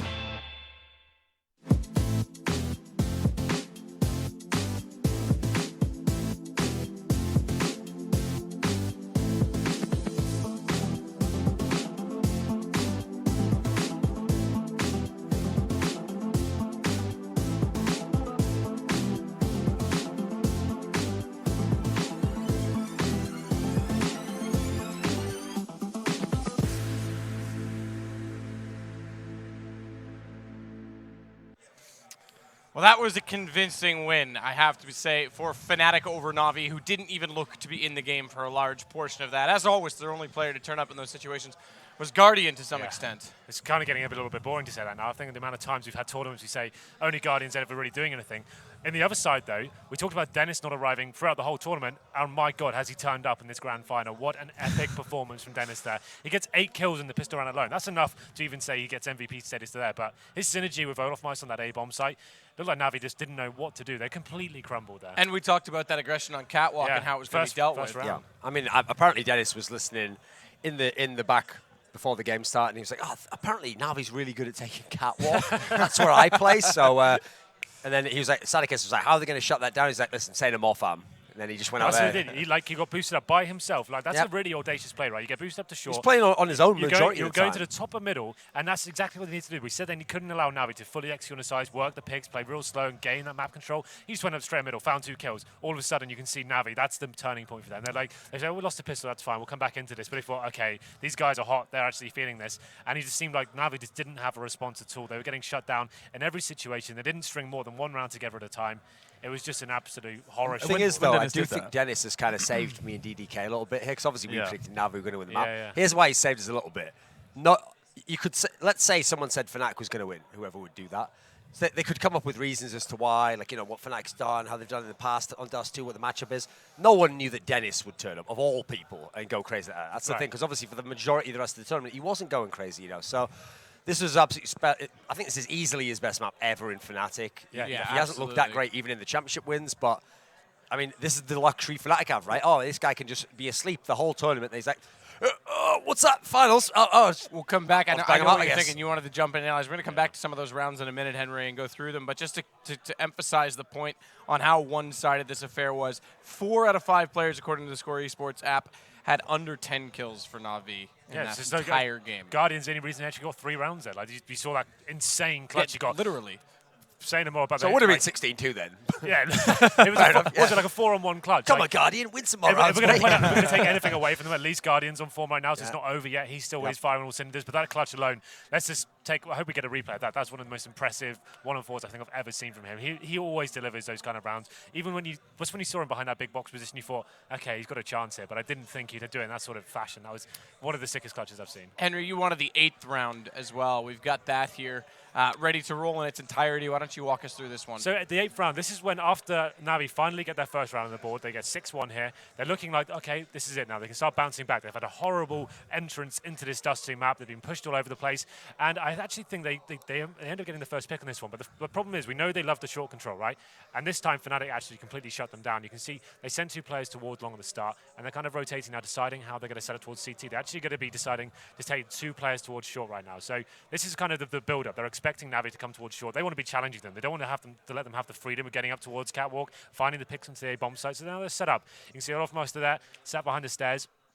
And now this is just the slow build-up. It's going to be more of a case of me shoutcasting around at this point. But right, the point is right now that Na'Vi are just filling out the map as usual. They're utilising the round time, trying to feel out where CTs may be, whether there is any aggression coming towards them. They haven't found anything just yet. So let's go back towards our default. We'll go towards some short control here. So here's the first entrance from Zeus. He gets taken down then. This is where you can see Na'Vi actually starting to panic quite a lot. This smoke goes down, and all of a sudden everyone's just running through one by one. Like, look at this panic that's going on right now. Instead of just calculating as to what's going on and actually working what they can do, one player runs through by himself. He gets absolutely locked down, and this is such a huge round for Na'Vi right now. This is a hard reset on their economy. And it's set them up for such a detrimental half. And it just comes down to these little mistakes like that, of running through smokes by yourself. No one can see the communication's not really there. You either go all in. If you're going to send one person through, people need to be going with him, right? They need to be getting those frags back, at least exchanging. You can't allow Fnatic to have 2 frags off the bat before the round's even like properly executed. And it's just Guardian left in a 2-on-1, which he does lose. To highlight the difference between TQM, remember, this is where the TQM, where Guardian is right now at Car, is where TQM were defending Catwalk from. It's that traditional op at that position. To be fair, 2 rifles put on the Cat that round. KRIMZ did well to win. Guardian did very well to get it down to a 1-on-1, but KRIMZ wins in the end. Obviously, they did well to bring it back to the 1-on-1, but it's just that build-up. You can just see Na'Vi looking, I'd say, nervous at some points. It seemed like they're a bit scared to go into certain situations, a bit sloppy when they're actually trying to do their bread and butter, which is getting up towards short. I mean, as good as Fnatic was, obviously they were flowing. You saw they could just rotate anywhere, and anyone on the map could get a kill.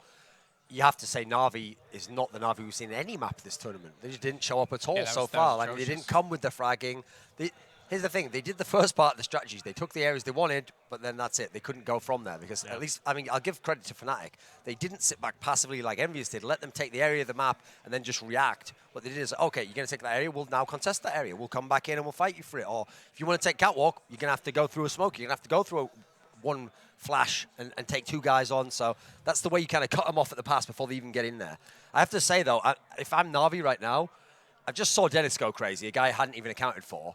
And olofmeister had a relatively quiet game. If this is going to go 3 maps, eventually olofmeister is going to turn up and he's going to have a monster map, and you're already 1 in the hole. So Na'Vi's almost got to be perfect from here on out if they want to win. But they can still win, though. And one of the things as well is that the disjointedness, it was, as Henry pointed out with that one round in particular we just saw, it was all over the place. You saw it in a lot of the different rounds. One of them, for example, at the end, was completely ridiculous. It's a round where finally, Na'Vi was starting to win a round at the end. And they had done so much damage previously that they actually get a situation where Fnatic don't have any money. And it's the last round, so Fnatic had to go for a full buy as much as they could. They had one rifle, one M4, and the other players, and like an MP9 that KRIMZ had in middle. So, okay, this is fine. Okay, as Na'Vi should understand, they should be able to easily track the economy of their opponents. That's an easy skill of any leader or team, right? So they should know that they should be playing an anti-force buy. They should know how to most effectively win that round. So let's see. What do they do?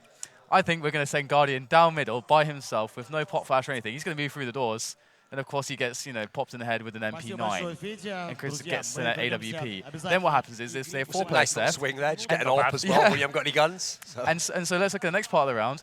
There's one guy in Upper Dark, there's one guy in Catwalk, there's one guy, they're completely spread out. It's so disjointed. Like nobody in the team is synergizing at all. I was going to bring it in early just so you can talk over it because we've got the entirety of the 13th round. Henry, you can jump in when the action hits, but I think that's a really good point, Dan. It's just how disoriented Na'Vi. We talked about them being the tactical DDK. team. I know Denis is on the brain, fair enough. Sorry. We're all a little bit shocked by Denis. I'm very shocked by Denis. I think this is the round where the bomb gets dropped towards CT Spawn when they make their way back short. So Na'Vi have the man advantage right now. This was actually something I noticed a lot. They get the man advantage and they seem to just get absolutely dumpstered when they actually go towards the bomb site here. But here we go. Fnatic 5-on-4. olofmeister, he gets a fantastic shot. Like he's playing it very calm. It's a very common position to play from there, but he's getting back up there from flush towards CT Spawn, getting information. This is a really nice jump here, looking over the top of the smoke, and this is where the round completely falls apart at this point. You can see the next shot. Yeah, is that the bomb that's been dropped now? There it is. So the bomb goes out towards CT Spawn, and the problem with this round is obviously, like, fair enough, these rounds happen. They had the man disadvantage going into it, but the headline of this round is they die after the round time actually ends. It's such a nightmare situation. It's just like insult to injury at this point. You're already in this huge deficit, 10-2, and then both your players aren't going into the next round with money. I think like you can see them. They can't get the bomb. They know the time's running down. Wait until you see what happens too, because it's not like they had money or guns, because JW hits this crazy jump shot at the end of it. So like at this point, they're just trying to stay alive. They know there's probably players coming in pinstering from short. There's players along. There's players in spawn. They're just trying to stay alive. They managed to take down. Watch this. Denis towards Evan. That Boom. was pretty That's sick. just JW thing. Just jumping up and getting it. But there we go. It was just interesting to point out, like, the economy was already wrecked. That happens, and they lose even more money. I mean, also, like a quick extra point there. You have the smoke down, but most teams also throw a time flash in, because what happens then is that if olofmeister is there with an AWP, and that's why you're putting the smoke there, the flash doesn't cost anything. The player who can throw that is not going to be doing anything else at that moment. And what it does assure your team is that they will get at least so far up without losing a guy that you'll definitely get the bomb planted. And if you always have to have cognizance, everybody knows this when you're moving with the bomb, that it will drop forwards, and that's the most common way you can lose a round actually with a push like that, is when the bomb gets dropped in that way. Obviously this isn't a stat I track that much, which is kill to death rate. And the reason why is because in reality, if you just had 10 kills but you had 0 deaths, it would be a crazy stat, okay? But it's very rare you're ever going to see someone have a 4.14 kill to death ratio. That means the swing is incredible. You killed everyone, they got almost nothing off you, no money off you, and you were just sat like the god. Basically, it's Smaug Denis with like all the gold, like I am the god of this map. The fact he got those 4 kills in the pistol, I think he just got him riled up. He realised, wow, I can actually do this. I am going to perform this game. That's sometimes just getting a huge pistol round to set you up mentally for a fantastic half. You get in the zone, you saw him after getting that pistol, first gun round, he's pushing up short, he's getting confidence built up. Just those kind of plays, just kind of think, wow, I'm actually having a huge impact here. So kind of what carried him on. We see the worst performance here, like goes without saying, it's the 4 Na'Vi guys. Guardian, once again, I said before, I'm getting a little bit bored of saying, it's only Guardian needs to step up. He's the only one performing. Once again, who's the other name we always say? It's got to be Guardian and flamie. Yeah. And this is the thing about flamie. At ESL, ESEA Pro League, if Na'Vi had won the tournament, he would have been the MVP. He might even have been the MVP anyway when they lost. Yeah. But You saw, this is the problem with flamie. It's the other side of the coin, the inconsistency. You can really have a map where you have 5 kills. I mean, that's not superstar status material, you know. That might have happened to olofmeister like twice in his whole career. I've seen it happen a few times to flamie. I have to say, one of the great things at the moment, especially about this tournament, is just look at how many people can beat each other in this tournament. Luminosity beat Na'Vi. Na'Vi can beat EnVyUs. EnVyUs beats Fnatic. Now Fnatic dumpsters Na'Vi. Like, the actual parity is insane in this tournament at the moment. Like, who would want to be an analyst? Well, me at least, because if you pay me some money, I'll sure as hell give it a great go. Yeah, it's been unpredictable as anything, I will say. Yeah. Isn't that the beauty of CS right now, though? I mean, there's so many tournaments right now that if one team was winning over and over, we'd probably get a little bit annoyed. And to be fair, Fnatic has had a good run, but it hasn't been easy. It hasn't been that clear. See the way I set it up there, so it didn't seem that bad that I predicted that Na'Vi would win this map here, like heavily. It's a very difficult job. But I tell you what, I am fantastic at economy management, and tournaments are going to be forced buying me for slots on the analysis desk. So I'm here all week, guys. Wow. That's today. Better performance than Na'Vi, at least. Yeah, well. Okay.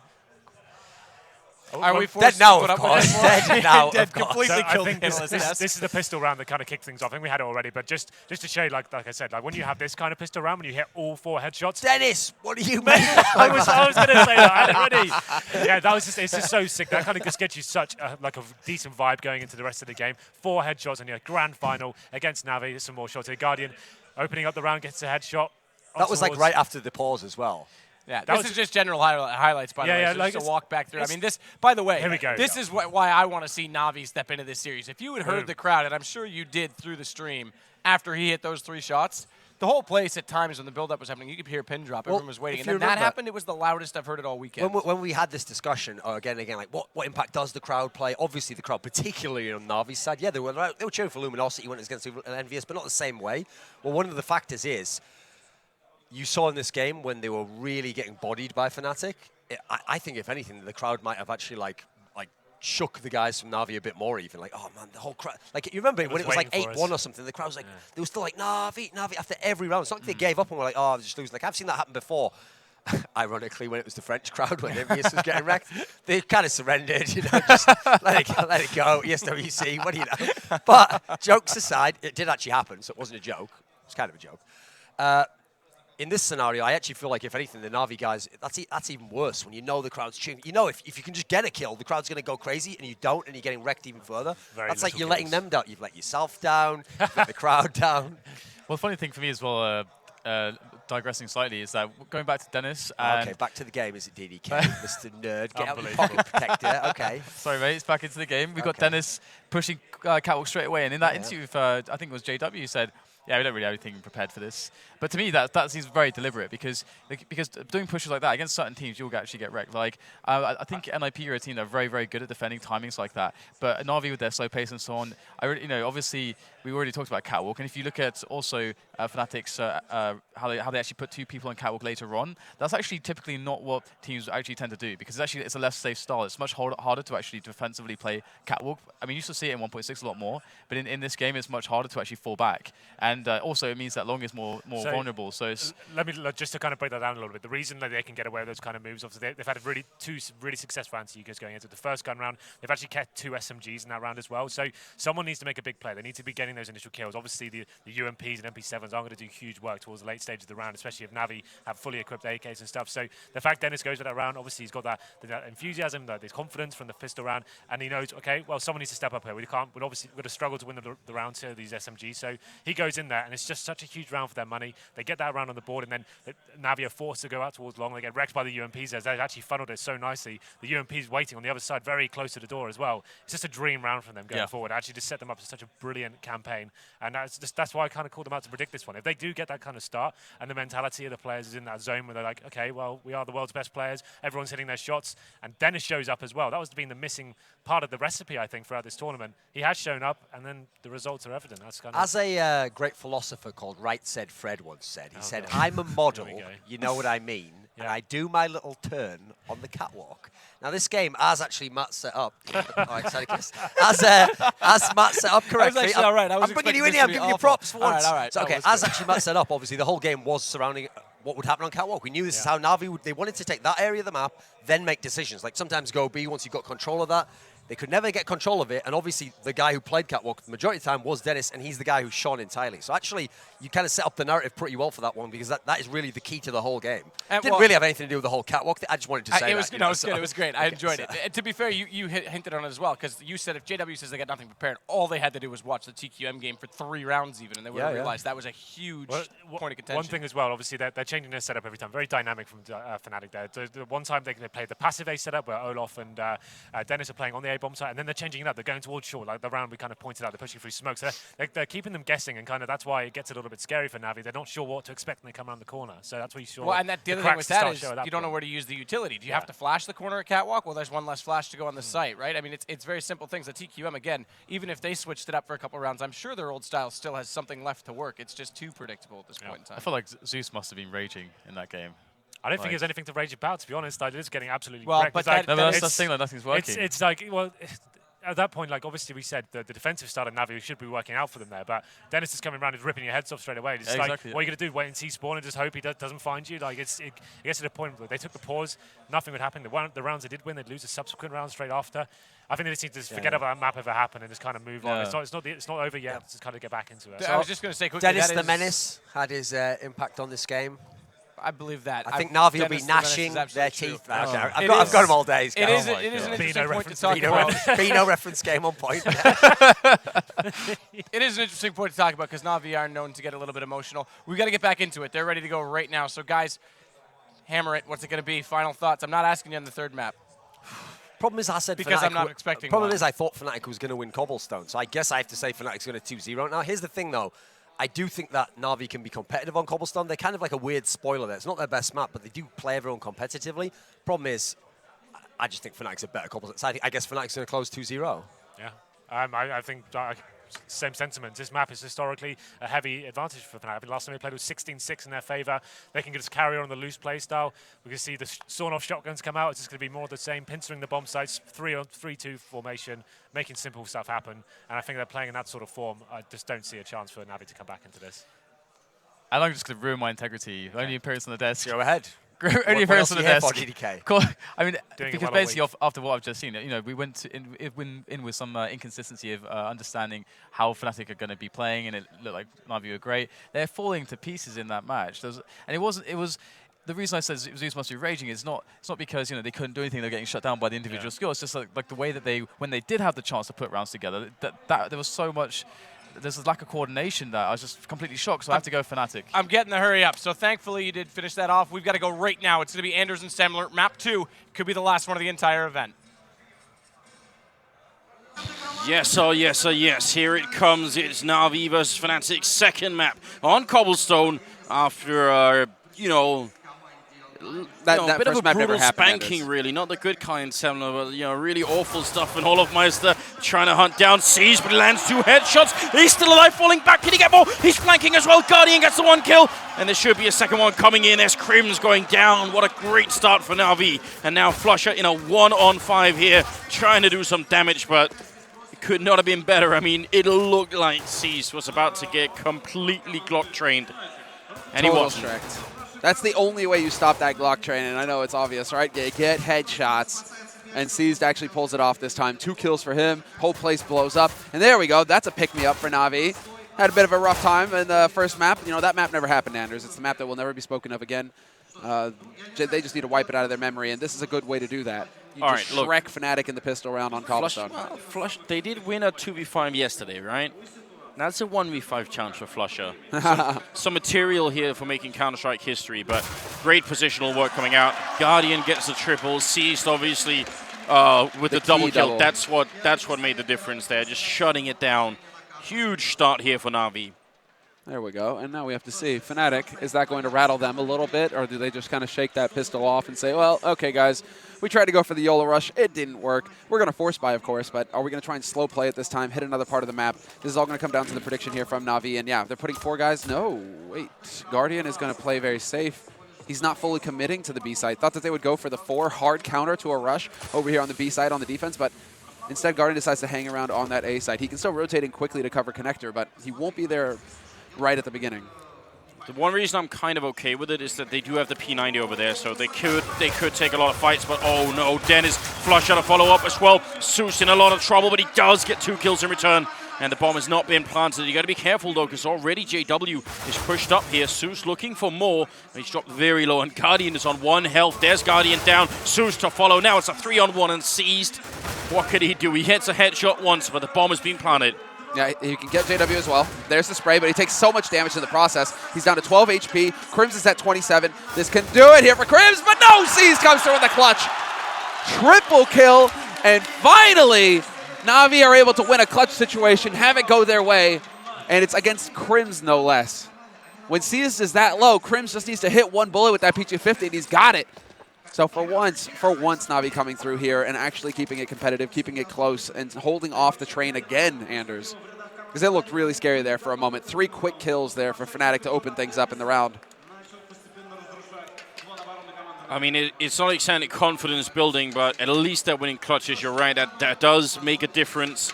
Going to be into the 3rd round here, and Fnatic, they have actually gone and bought based off of that one buy. They know they did so much damage. Down to an AK on Denis, but I mean, sawn-off shotgun on JW. We know in drop he can get kills with it. We've seen it before. Yeah, and he claims that this is the strongest gun in this area. To have the sawn-off up close, it does massive damage, but it has such a short range that once you need to come out of the drop room and stop focusing on connector, it's almost useless. So they will be able to get control of drop. It looks like Fnatic in the end, taking a little bit of damage in the process, but. Still, now that's progress. Na'Vi, though, this time around, they have gone for the hard counter. They have 4 players here on the B site, ready and waiting. Zeus and flamie have got them boxed in drop. If they try and take a peek out, that should be a quick kill. And other good news, Guardian has got the AWP in the back lines by Chicken Coop. It's going to be the Molotov going in first. flamie with the kill on JW, KRIMZ to fall as well. And a much better start this time around. Denis looking for the opening, and he hits the headshot on Guardian. Denis is lethal today, it seems. He's really fired up. Can he get the kill on flamie, though, who's hiding behind statue? And the Fnatic slowing it down a lot, maybe too much right now. Yeah, they're setting it up exactly. With olofmeister, he's going for the lurk play. He's going to draw Seized out on that A site. Might be the full rotation. They haven't spotted the bomb yet, it looks like.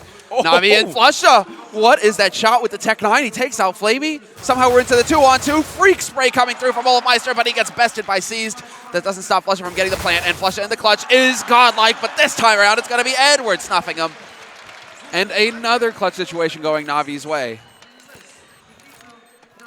Very, very good news. I mean, that was a risk for Fnatic to take. So we're buying that early on. It doesn't pay off. I mean, they do damage. They kill 3. They get the bomb down. And actually, as a result, they might just buy again. I'd almost be surprised, actually, Fnatic don't. Because at this point, you've lost 3 in a row. You got increased round loss bonus. You got the bomb down. You've done the damage. And they are going to buy.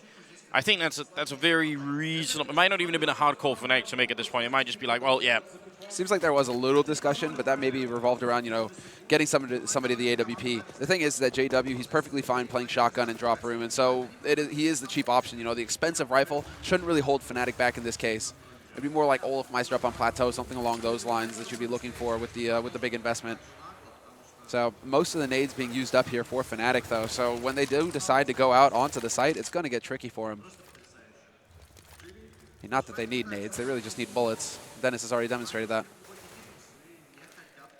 So far what we're seeing from Na'Vi is interesting here in drop, because they're not holding that close. Zeus is kind of thinking about inching in, but almost every other team will have someone playing the corner, sort of the left corner of drop, just to try and catch people when they're in there. But it seems like Na'Vi are alright with letting them in, but they're never letting them out. Well, JW's moved his way through now. Zeus, he's within the danger zone there of that shotgun. He needs to back off, try and hold as far away as possible. Guardian's actually going to be getting real close with that AWP. This is just a little scary. He's deciding to go for the peek through. If he misses this shot, he's a dead man. JW will take his head off, but he decides not to overcommit, and he will be backing off. This is interesting information here for JW, though. Yeah, and he tries to capitalize on that. He hears Guardian step away, so he just takes a little bit of a pot shot at him and drops him down to 65. Yeah, but even at that range, look at it. Yeah, I mean, it's not. If that had been a max 7, that could have been a kill, just going to be a straight headshot, but it's just a little bit of a tricky gun to try and use. Now, the bomb is making its way back and Seized. Luckily, he's going to spot it fairly early on. He's far forward. Oh, no. Actually just ducks down, so now he's going to be late in spotting them out. KRIMZ gets a kill on Zeus. Seized has to go big here, and he's going to go down right as Edward takes all the pellets to the face. JW back from over that sawn off, but they need to get this bomb down, and now Guardian and flamie, they can't really even run away. What is the plan here? Nice shot from Guardian, but that only gives them a chance to escape. Yeah, not so much win the round. Exactly, and that's exactly what they're going to do here, Na'Vi. Hold on to the AWP, hold on to the M4. They're broke as well. It's the whole point of Fnatic just continuing to force buy in this situation. They just want to keep that pressure up on Na'Vi's economy, and yeah, you guys can see, they just don't have any money left. Right, so what I thought would happen is I thought Seized was sort of standing in the middle there to look down and spot them early. And if you do that and you get the early spot, you can call for backup quick, it can work out, right? But because he's stuck behind that sort of half wall there, when he stands up, they're already so close that you can see he couldn't even get back into a reasonable position. He just sort of like, he just panicked, you know, and ran. Yeah. To me, the big kill is Zeus and Connector. You kill Zeus, and then it's just like, okay, well, we're actually stuck on this site now because there might be a man waiting a Connector for us. We don't know. Zeus is, you know, he can't call that out consistently, so it just slows everything up. It all works perfectly, and then, yeah, Seized is on an island, and, you know, the tide is rising. And Fnatic, it's inevitable. They just eventually swamp him. All right, so... I mean, we are going to have, wow, what? I guess Guardian lost his AWP after all. Because he's got a deagle. Did I miss something there? Did we see that on the screen, on the stream? We might not have, or I also missed it. Well, then. Well, that's confused. really frustrating for Na'Vi. That's sometimes one of those mistakes where it's just like, okay, you're going to save, you need to save. Don't peek, don't try and take a fight, don't try and make it expensive for Fnatic. Fnatic don't care if they lose somebody. If they get that AWP out of your hands, though. Oh, close range. Oh, the sort of best Mag 7 and KRIMZ with a refrag there on Edward. Still a pretty good trade. I mean, you got to think Na'Vi don't have that much of an investment here. If they can just get a bit of a kill in there, that might still be all right, but. Seized moving out, looking. Oh, so close. Olof gets to live. Oh, that's a little scary. But Olof is not moving through again. Fun to see olofmeister on the other side of the map, just doing his thing. He's going to find Seized in the end. Olof on the hunt. And now they know that they've got A side if they want it, but they're going to run into B side regardless. And Denis wins his duel versus flamie. That's the key right there because he was carrying the bomb. If he gets caught, then Fnatic are committed to this site. They have to try and run in there and fight. And instead, it's going to be olofmeister getting another free kill here. This is just a small detail. I'm all right with flamie sitting in that corner, but when he hears them running, I prefer if people don't sit still themselves. I think it's almost always worth it to try and crouch into that battle. Like, you have to be the one taking the initiative. Sure. It doesn't work so well if you're just stationary in the corner, especially because even if you win the fight against the first guy, if there's a second guy coming, then he'll crouch in and spray you down. You will never have a chance to win that fight. So best you do is trade 1-for-1, whereas if you hear them running, and even if they're checking the corner, if you crouch out into their sort of peak, then there's a real chance you can spray down a couple of people, and you'll sort of have the essentially you're the one taking the initiative. And I think a lot of Counter-Strike is about that. Nothing from Cloud9 had a really good rant about this on his stream one day. So yeah, that's where I've got my information from essentially. 6 rounds in, and flusha going to go for a bit of a spray there and drop Edward, and this is Fnatic about to equalize, but this is theoretically at least a T-sided map, so unlike on Dust 2, I'm not as panicked. My worry is more about Na'Vi's mental state of mind here. Yeah, and when Na'Vi will be able to afford to buy new guns again. If flamie can hold on to the M4, that could help a lot regarding the economics, but for Na'Vi right now, they just don't have any money, no legs to stand on, and so when they do go for the buy, it's going to be limited with nades. They're not going to have as many kits. I mean, question mark as to whether Guardian can actually afford his AWP. JW hunting with that shotgun, but he doesn't care about giving that up to Na'Vi. That's not a problem for him. He can buy that pretty much every time, so no worries there. It's key that Fnatic keep their 3 rifles alive, but yeah. We can see 2 rounds. They're soon to lose a 3rd one here in a row, and so they should have money to buy in the next one here, Na'Vi, but it's just looking so good for Fnatic because it's really just like, I think Na'Vi, they needed to have a decent streak here at the beginning of the half to really start putting the pressure on Fnatic to get some confidence for themselves. The fact that Fnatic just comes swinging immediately right back into the fight is going to rattle Na'Vi a little bit. So they need to keep their cool here. They need to refocus. And I mean, now that we look at it in retrospect, right? it's Fnatic winning 3 rounds in a row, but almost, winning the other rounds. So it's down to clutches from Na'Vi. So now instead of those clutches just looking like, oh, they kind of clutched, it was cool, it sort of looks like, okay, they almost didn't win those rounds. And now, as soon as there was any kind of money, they just started losing. And what is your eye spy, Semler? My eye spy is an AirHog on Guardian. What is this? We caught now, boys. Guardian, really?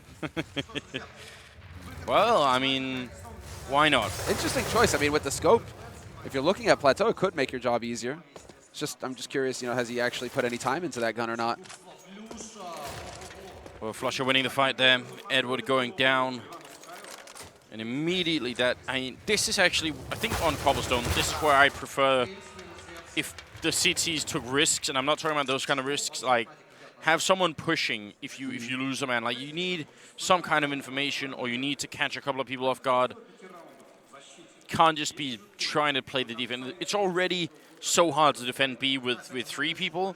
One of them goes down, then you need to pull someone away from A, and that means if they go back and hit A, which is essentially what they're doing, you will never defend it alone. That's all going to be unseized here. And right now there is a bit of a rotation. There is a push coming through from the halls for Na'Vi, so they'll be moving through T halls into underpass, and that could get interesting for them if they hit the right timing, but I do believe somebody is holding the back line. That's JW with the AWP. And so he should be able to spot this out fairly early. Yep, Guardian comes around the corner, and Guardian wins the fight. Okay, then now we've actually got a fight on our hands here. Now this is going to look good. 3-on-3 retake for Na'Vi. They have a kit on flamie, and they have a single smoke on seized. They just need to worry about the backstab coming in from olofmeister. If he comes through danger and hits the timing right while they're grouped up on underpass like this, you're right, Anders. Oh, no. Good night, sweet prince. flamie, you've been doused. Olof, please. He just has no mercy. You see Seized was even reading that. He was so ready for it. Olof just a couple of seconds faster. It's the Guardian running away with the AWP. It's going to be 4 rounds in a row here for Fnatic. That was so good as well. I mean, Guardian hitting the shot and Seized playing so carefully up on that bomb site. Actually sort of almost baiting, I can't remember if it was JW, somebody else into sort of checking at the vents there. And gets the kill, but doesn't matter in the end. Boom. Gotta love that bomb animation. Yeah, it's very nice. It's got some good bass to it too, really gets the blood pumping. I say turn it up a little bit more again. Good 50%. This second shot on Seized though, boom.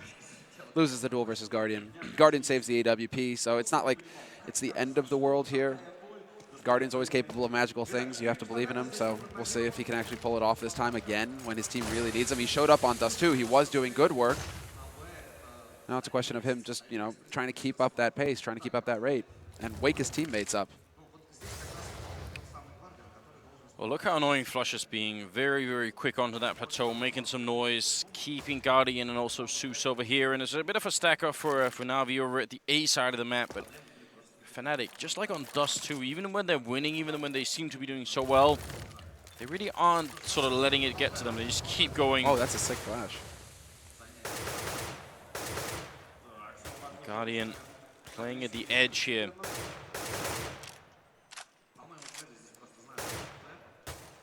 He needs that big kill. He's got to play it safe.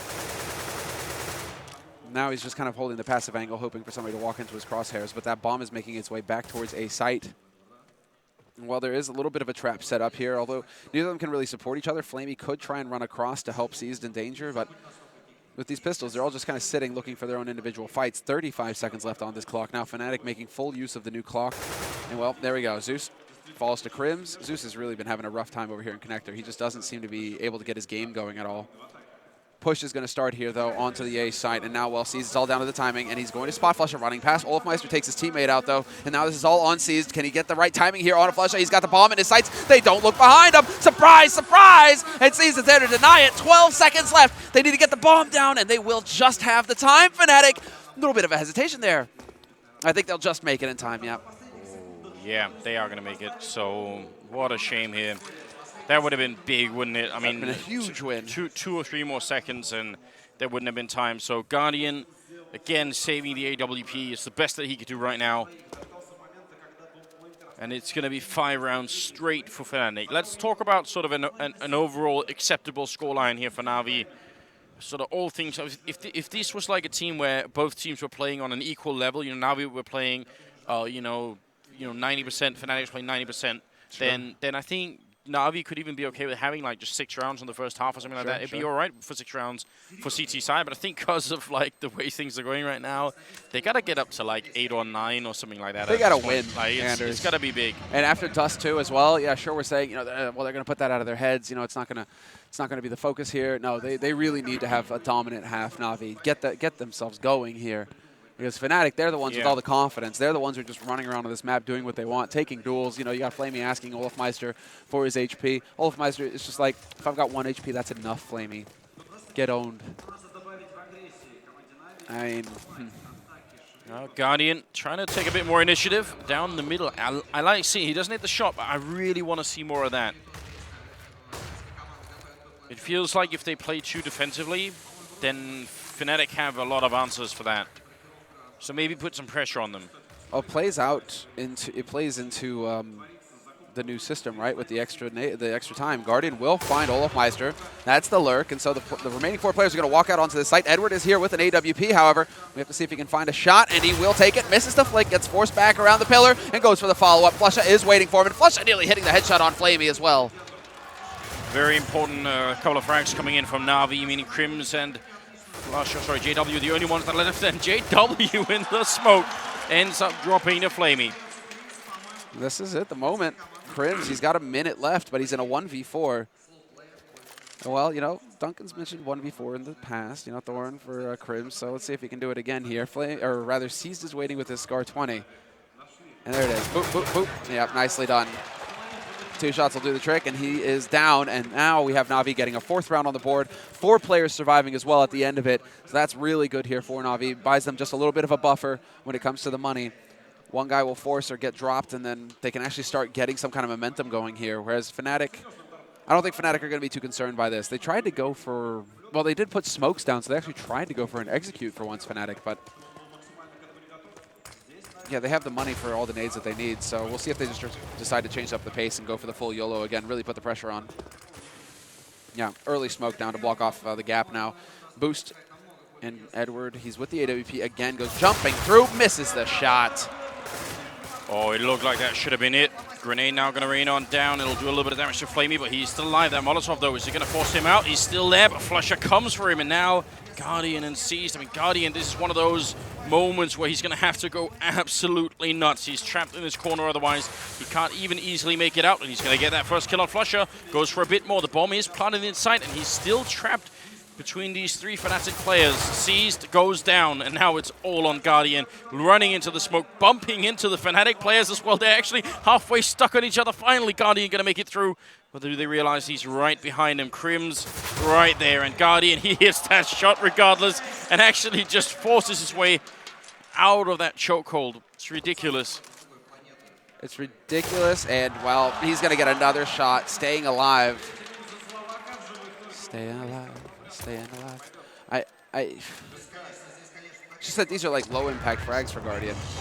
These are just parting shots. You know, he needs to be getting the big ones. I don't know why Edward is, I mean, Edward is playing his position, yes, but with that AWP, he misses a 100% shot. Like, he should have olofmeister dead to rights every single time in that scenario. Well, the fact that he flicks off of it is why really is it not frustrating. Guardian pushing that position? Exactly. I mean, Guardian's the one who's consistent right now. Just let Guardian run around and do what the hell he wants. Let him go everywhere on this map at this point, because he's hitting shots. And you really need to have the backbone strong here, especially because now Fnatic, you know, they reset. If Na'Vi lose this one, they're back into eco territory. Well, 6-4. Fnatic also changing up the pace. I like that. You know, they're like, okay, well, we tried to go for the slow play, guys. That didn't work. Let's go back to what works, right? Get in their face, slam them fast. They get the opening kill on Edward, and all 4 of them are just right there ready to pounce as well. So that's really nice to see from Fnatic, just changing up that pace and getting ultra aggro. Oh. Peekaboo. I like the idea of a boost there, but JW somehow seeing Zeus just a little bit early. And now Guardian also low. Yeah, Guardian's been forced back, trying to fill Zeus's position there. And now it's really awkward for Edward. He's got to worry about drop down. He's got to worry about the plateau. He's got too many places, and he's really exposed up here. So he's trying to force the issue here, trying to look to see if flusha's going to push through that gap, but he waits too long. Exactly, that's the issue.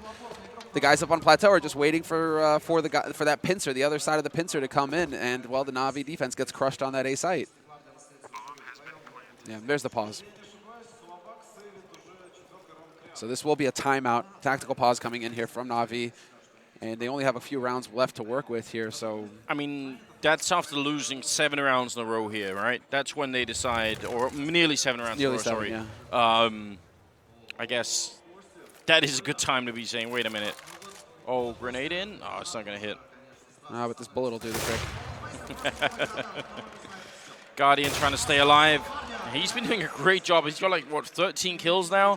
But that's... They're all low-impact frags, though. That's the problem here. Yeah, I Nearly. think at least 8 of them have been, like after frags, the round is over, Like, hey, I'm saving guys, and, you know, I'm just going to hit these shots because these guys are hunting. He needs to be getting the opening kills right now. He needs to be the one just, you know, cold-cocking Fnatic in the face and just being like, boom, sit down, slow down the pace, break Fnatic's confidence. Like, that's where Guardian needs to be. That's good. Zeus staying hydrated, having a little tea. That's a little chilly in here, you know, Anders, so you got to worry about that. It's not tea time, Semler. It's killing time here for Na'Vi. They gotta wake up. They've got to wake up. Yes, they do. Now, the question is whether they will. How deep in the coma are they, Anders? After that beating they took on Dust 2? Are they ever going to wake up? I don't know. Like, this got dark. It is. I think it's not a bad metaphor really for what's going on right now. You could tell that the crowd is also sort of, they're off the train at the moment. Yeah. They're stopped between stations, and they're wondering if it's ever going to start up again. You know, they need the conductor to hop back in, but apparently he can't be found. 7-4. And this is still not as bad as it was on Dust 2. That has to be said. Fair enough. Fair enough. But I do think they need to clock past 7, 8 rounds, something like that. I mean, 8 is the best they can do right now. 8 would be great, though, right? You know, if it's like normal situation, you say, oh, they get up to 7 or 8 rounds on CT Cobble. That's fantastic. That's an excellent scoreline. They can work with that. I tend to be fairly optimistic as long as the team will pick up 6 rounds on CT side. Yeah. Like that's my internal limit for when I'm like, all right, you can probably still win it, but wow. Not when you're feeling this demotivated.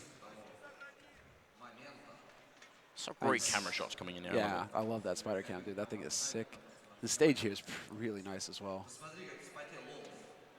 I appreciate the work the StarSeries have put in here and the turnout as well. I mean, that's the additional thing that we have to mention here for Na'Vi. Not sure if you guys are picking that up on stream, but this place is packed to the gills with fans, and it's been so, you know, since the stage opened 3 days ago. It's just been packed every day. Yeah. The stage gets swarmed at the end of every map. You know, everybody, you know, hoping to get signatures from the players, hoping to get pictures taken. You know, I was putting this out on Twitter as well, but it really feels to me like the one thing that we learn every time the more events we do is that Counter-Strike is really a game that's meant to be played at at stadiums, you know, big crowds at least.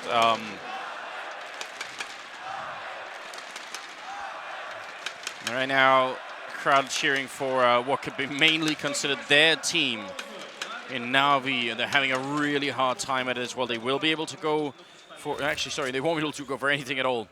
I thought maybe Guardian with the Deagless armor there was gonna be like a crazy force up here. Yeah. Not happening. Denis is gonna go say hello to Flamie. It was a very short hello. Oh well. Edward catches him setting up and sees did Edward actually get 2 kills out of that. Well done on their part. Fnatic getting caught. Another headshot rings in, but KRIMZ finds a headshot on Zeus in turn, and olofmeister looking to connect with that AWP. It's going to be seized alive on that site, but again, USP for seized, not the best firepower. Instead, Guardian's going to find the headshot on JW, and that's going to work out just fine. Looking for the next one onto Olof, keeping him decking. And well, right now, Olof, he pushes forward, and Guardian and seized are doing the best that they can, but they have turned this into a 2-on-2. He's still back there, but KRIMZ is going to shut him down now. Seized with the kill. He's got the double, looking for the triple. This is a huge round. This is the momentum turnaround that they need on the Na'Vi side. But can they actually get it? KRIMZ is sneaking in here, looking for the shot. He's been spotted by Seized, but the bullet is going to miss, and that gives KRIMZ confirmation that he's still in the bomb site. He's going to make a run for it. He must have been hurt by Seized then, and look at that. KRIMZ double faking it, going back down into drop and Seized. Oh, he almost had the timing perfectly, didn't he? Yeah, he doesn't quite realize. You've got to realize KRIMZ is the one in charge of this 1v1 right now. Oh no, and Zeus is going all the way over to the A site. Oh, he's going to get his pants faked off. Seized. This is where that extra bomb time really helps him. Really comes in handy. He's got an extra 5 seconds at least, and once he realizes he's on the wrong bomb site completely. I wish we could get a camera on Seized's face when he walked up this hill.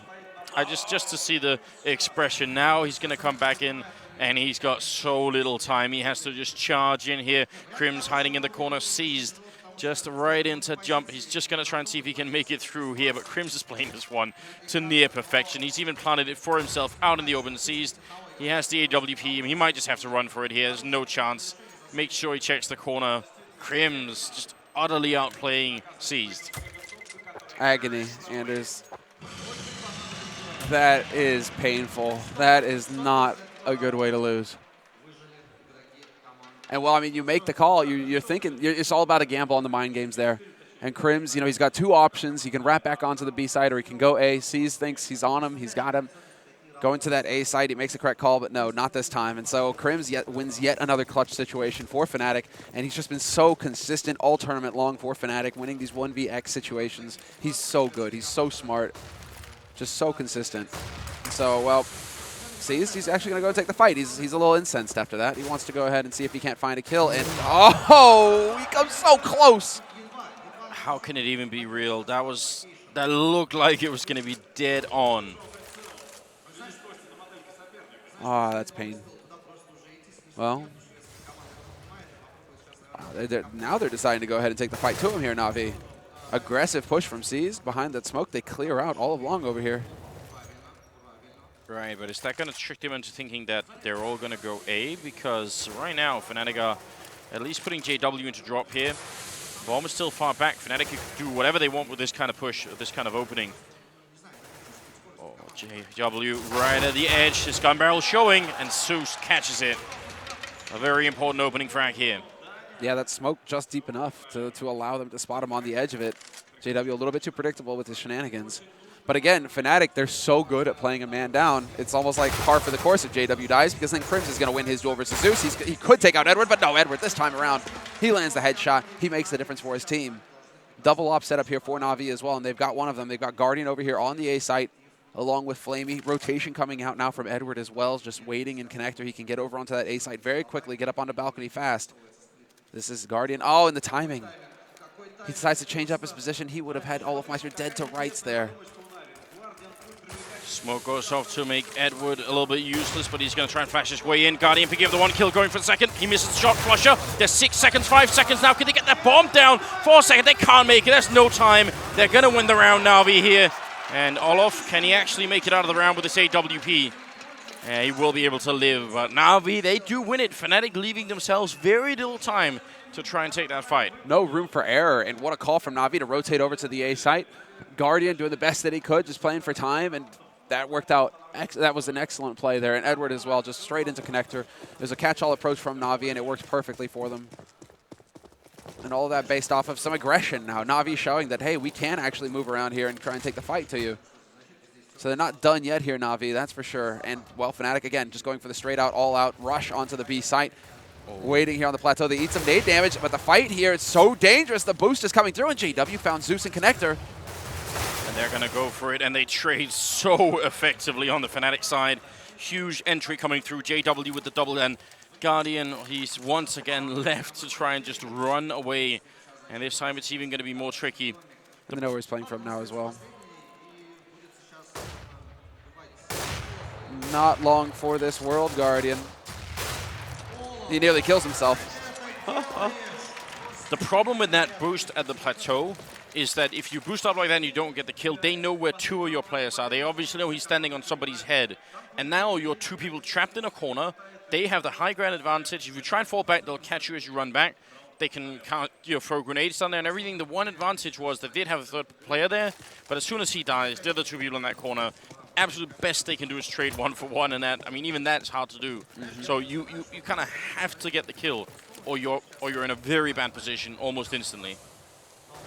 Well, it's the 15th round, and they go for the force by Na'Vi. No surprise there.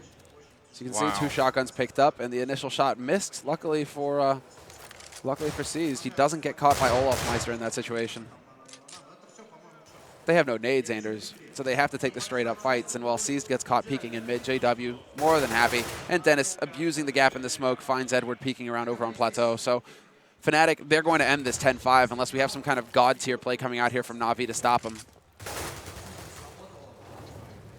They're not being given very many openings right now. Fnatic is simply controlling this game and controlling the pace of it. It's so hard for Na'Vi to find any sort of ground to stand on.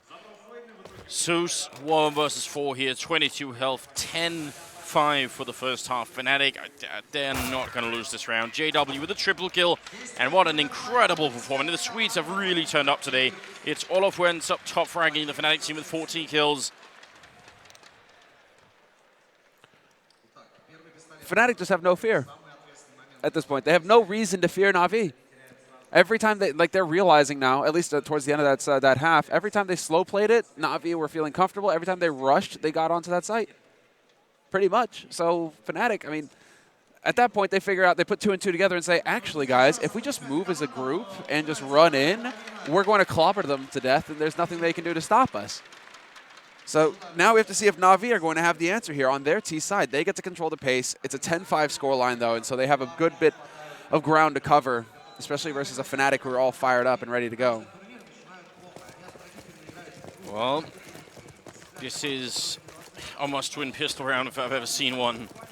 They got to make this work. KRIMZ has got a single HE grenade, and it's going to go onto that plateau if they try and push out a little bit too soon. That would be scary. Obviously got the kit as well. JW going for a bit of a jump. Did he spot the shoulder of Guardian? He's trying again for it. Is he? How brave is he feeling? Not quite that brave. Oh, instead it's Denis. Wow. Okay, Denis. Flush line connector, he's going to get overwhelmed, but JW and Denis just wrecking people on the side, and there's another one, JW with 3, and again the pistol just going to Fnatic, just hands down, no discussion, and this would be the icing on the cake. Seized will take the fight and win it versus JW, but now Olof, he's on the hunt. They know exactly where he's playing from now, and you can see Denis getting in position, and it's Denis to pick up the last pistol shot there. I didn't catch how many kills Denis got in the pistol on the first half of this map. Neither did I, actually. But if we just catch with Dust 2, then we're up to about 10 now on 3 pistol rounds. And then, I mean, whatever you add from the fight, someone tweet that at me, I don't know. That was not the start that Na'Vi were looking for. Putting it mildly. Again, they just have nothing is going their way. Nothing is going their way at this point. And while they go for the force by Na'Vi, small surprise there. And while they decide to slow down the pace, rather than try and run into the blender or just go all out aggro, because again, Fnatic going for more SMGs than rifles. I mean, at least throw like a P90 in there on flusha. Flusha decides to go for the MP9 though, so maybe because he wanted to prioritize the kit. I would say this is a slightly more risky play than they were going for on Dust 2. And on Dust 2, it seemed like they had a lot more restraint. So the only silver lining I could even possibly think of right now is that maybe Fnatic is starting to also sort of believe that this is pretty much one, guys. You know, we've got this. Ah, but that's the trap, right? Well, I mean, that would be the only way that, like, that would be the only sort of silver lining for Na'Vi if that was the case, right? Because it is dangerous buying SMGs versus Tech 9s and armor. And helmets, yeah. Yeah. That's the risky run. Well, shots going through, and they are able to get control of drop-down room. Flush has to give ground, and now he's in a little bit of a tight spot. It is going to be the wrap on A site, though, and KRIMZ is going to pick up the kill for free. They cannot seem to hunt this man down. flusha still alive somehow, and flusha getting a kill in an impossible situation. Should not be allowed, and it's a complete and utter, well, yeah, devastating loss here for Na'Vi so far. They just keep losing these rounds. They cannot kill this man, flusha. It's ridiculous that he stays alive in that situation. Yeah, it really is. And it's like insult to injury, man. He just twists the knife in the wound. He gets a kill out of it, too, when he's got like 5 HP. You know, at sort of the sort of edges of esports and of Counter-Strike esports, people have started to mention this idea of having like sports psychologists come in and help out. Sure. I sort of sometimes wish that teams has one employed, because it would be interesting to see. I mean, when you walk into the booth on sort of grand finals day, you've got to be somehow sort of mentally fired up, and it didn't seem like Na'Vi even were at any point in olofmeister. SMG maniac there, just picking up 3 kills with the MP7. A lot of money in his pockets, obviously. But you know what I mean? Like, you can't be waking up. Like, you can wake up on that day and think, I'm somehow not really feeling it, but there's got to be some sort of trick to get yourself a little bit closer. I'm not saying that, like, you know, a sports psychologist necessarily like some sort of magician or something, Right, but exactly. but you know, there's a reason why they're employed in regular sports, right? And maybe that concept could be transposed onto esports even just a little bit. Man, that's how like supremely confident Fnatic are right now. They still hold on to 2 SMGs. I mean, I get you, olofmeister. The MP7 is actually pretty good, especially if you're up close. You can Shrek people and then trade up for the AK, but that MP9 on flusha, man, he's thumbing his nose at Na'Vi right now. Straight grenade in flamie's face as well. That was near max damage. And KRIMZ loses the duel versus Zeus. I don't know why I sound so surprised. Olof going to get the rifle instead, goes back for a bit more, and he's now trapped in here. A good coordination, good timing between the Na'Vi players to make sure that olofmeister had nowhere to turn. flusha waiting down there. Looking for a headshot on Siege, who's not even going to take that fight, and why would he? They just need to hit that A-bomb site hard and fast right now. And Denis is going to have a lot of trouble. Smokes go in to try and block off the remaining Fnatic members. Denis edged out by Edward, and flusha and JW now 2 versus 5 here. Going to be falling back. Good round from Na'Vi. Come on, Semler. Give me a bit of a speech. How much do you believe in this comeback here for Na'Vi? From 6-13. 10 rounds in a row after this. 10 rounds in a row? 10 rounds in a row? I mean, they could afford to lose 1 round, right? It's almost like a strategic thing where it's like they could lose 1 round just to reset Fnatic's money, make it easier for them, right, Anders? How do I believe in? Do I believe in it though? I mean, I'm trying to think up a good joke, but it's just not coming to me right now. I'm probably as dazed as Na'Vi are. Oh no. Well, that's awkward. AWP's gone, and Na'Vi gonna win the round. Some smiles even been seen on the Na'Vi team here. I mean, you're being given the chance, Semler, to call it. You know, people afterwards were like, oh, Semler called it at 6-13 that it was going to be a comeback. Come on, that's such a gamble. Nobody can call that. Nobody can call that. This isn't like 1.6 where it's like, oh yeah, you know, it's fine, guys. They're over on the favored side at this point. Like, no. I think the trick is to phrase like, I think it might happen. You No, haven't really said that it happened, but you know, if it does happen, you'll be like, oh, I said that. I think you pretty much have to say that Fnatic are going to choke them out eventually here. Double up over on Fnatic's side as well. Now Olof and Denis both have one to play with. And while C's attempting to get the shot in on flusha, he does get tagged up a little bit, flusha, but it's not the end of the world as far as he's concerned. Again with the MP9.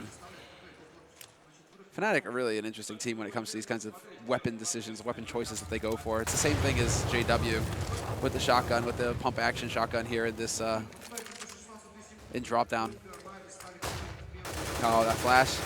Oh, and they line up! KRIMZ, Shrek, Zeus, and flamie. Edward trying to get in here to save the day, but olofmeister gets that smoke down in time, and Olof, he hears the steps, and he gets the point-blank shot. Somehow, Edward just falls, and it's going to be down to Guardian and seized. And there's no saving on the T side. Well, there is saving on the T side. Na'Vi actually do that every now and again, but they need to get in here and get a round on the board. They cannot let Fnatic get up to 14 rounds. Oh, JW even coming for him right through the smoke there. Guardian taking some damage. JW going to go down. Wow, 1 health, yeah. What's so surprising about this situation is that as soon as KRIMZ starts to fire that gun in there, oh, wait a minute, olofmeister, he's looking for the kill as well. He's going to just, tag up Seized a little bit, but he does end up going down.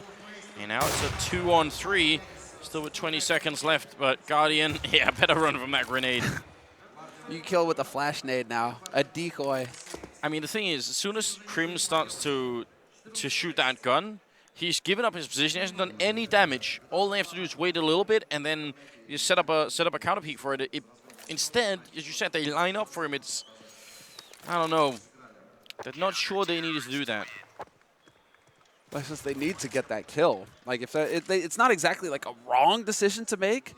It's just you trade 1 for 1 in that situation. It's just that the Na'Vi didn't get the 100. They didn't trade. They didn't. The second man, he has longer. He needs to be killing KRIMZ. Like, it's all right if the first guy dies, so long as you kill KRIMZ. The fact that both of them die, that's what's unacceptable here. And while Fnatic now up onto 14 rounds, Na'Vi, it's going to be the Hail Mary here, Anders. They can afford 3 AKs, but again, a little light on the nades. 14-6 here. Fnatic 2 rounds away from taking the grand finals here at StarLadder, and they've not even met any competition yet. Olofmeister taking down Zeus. This has been a walk in the park for the Swedish team. Guardian is going to get the refrag on KRIMZ, but he's down to 4 health again. He's lit, he's lit! Sorry, just had to do the NA impression real quick. Ever to go down. And the rotation comes out from Fnatic, so now they've got 3 guys on that A site. They've still left a man behind over on the B site, just to keep keep things cool over here. That's JW with the AK up on plateau. Yeah, we're gonna take shots at NA again, dude. When do we not? That's the real question. I mean, we do show restraint, Anders. There are so many shots to be taken. You know, I'm sure there would be like a UK version of Negative. He's Lit if UK players ever hit anything. You know, they'd call it out like, oh, I hit some. What would they call it? I've smote him. I don't know. They'll come up with something once it happens. Denis gonna go down. That was Guardian with another shot. Even on 4 health, he's still dangerous. Oh, JW, look at the restraint, look at the patience. He gets the shot, turns around, he gets a second headshot on flamie. Absolute trigger discipline coming out of JW, and that tombs Na'Vi. Seized is gonna get the bomb plant here, but they are gonna come in. They've got the kits. They've even got Molotov, smoke, and HC grenade, which means they can zone him out so easily once they know where he is. He puts out a flash far away, which is a bit of a trick. Try and see if they'll forget to check this corner as a result, but I doubt that they will. No, he's hoping to do the same to JW, and he will get the kill. Gets his follow-up as well. Seized with the clutch! 1v3. There we go. Wow. Keeping the hopes alive. It's like, JW, you can do that. I can do better. You got 2, I'll take 3. Oh, well, that could put some wind, in Navi's sails here. That could actually, get things going. Yeah, and that starts up the chant again. Zeus has been doing it a lot here on Cobblestone. That is not an easy clutch to try and win. You've got essentially no room for any errors. Puts Fnatic back on pistols and no armor as well. 14-7. And this round, they are going to be trying to play it very slowly. Nobody wants to walk into a Deagle headshot. KRIMZ going to take down Guardian, so not the best start, but I think he only had a pistol. I don't think he had any rifle. Ooh, and they have a clever stack. We don't see that one too often. The one boosted up on the walls out there, overlooking underpass. And slope, I believe that is KRIMZ actually sitting up there now. Or no, my mistake, JW. Flusha finds seized, that's over and drop. He can't pick up the gun, but still the damage is done and the pressure is mounting here on Na'Vi. Semler, not like this. Right, Surely not. Right. Look at that. Now Edwards is lit. He's just hiding in the corner. And because of that Molotov, they can't actually chase him. That's so frustrating. But there's still another 2 players over on the site here for Fnatic. And Denis with the dig is going to shut down Zeus. And Na'Vi are about to suffer the most humiliating loss, I think, possibly in their careers at this point. Of all the ways they could lose the grand finals, unarmored pistol for Fnatic, and they pick it up. Just everything is working for them right now. Yeah, now this, I mean, even the fans know at this point. First one starts running up that stage, everybody follows. Everybody wants to get in here quick to try and get a signature with the players. Really sick to see, but it's all about getting that prime spot, Well, 15-7 here, moving into the 23rd round. Guardian with the Deagle, trying to take a couple of shots through the smoke, and, well, olofmeister is in there, but somehow is not being tagged up. Is he going to get the timing down right? JW drops down, seized, Olof with the kill. JW as well, and Edward, the last man. flamie quits the server instantly. Does not want to be here even for another second, and Edward goes down 16-7, and Fnatic win it.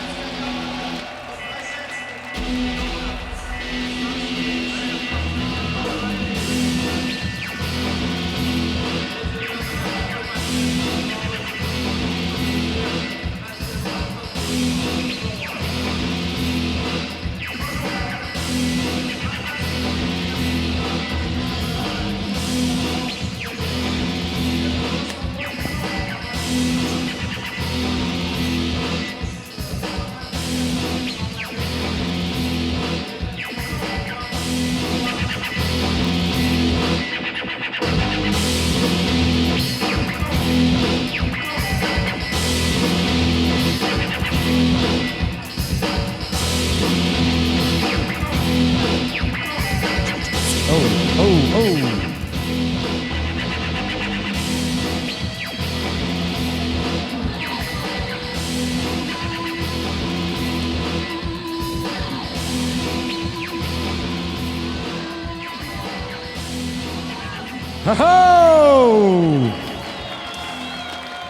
Guys, right now you see on the stage champions of StarLadder and League, Fnatic!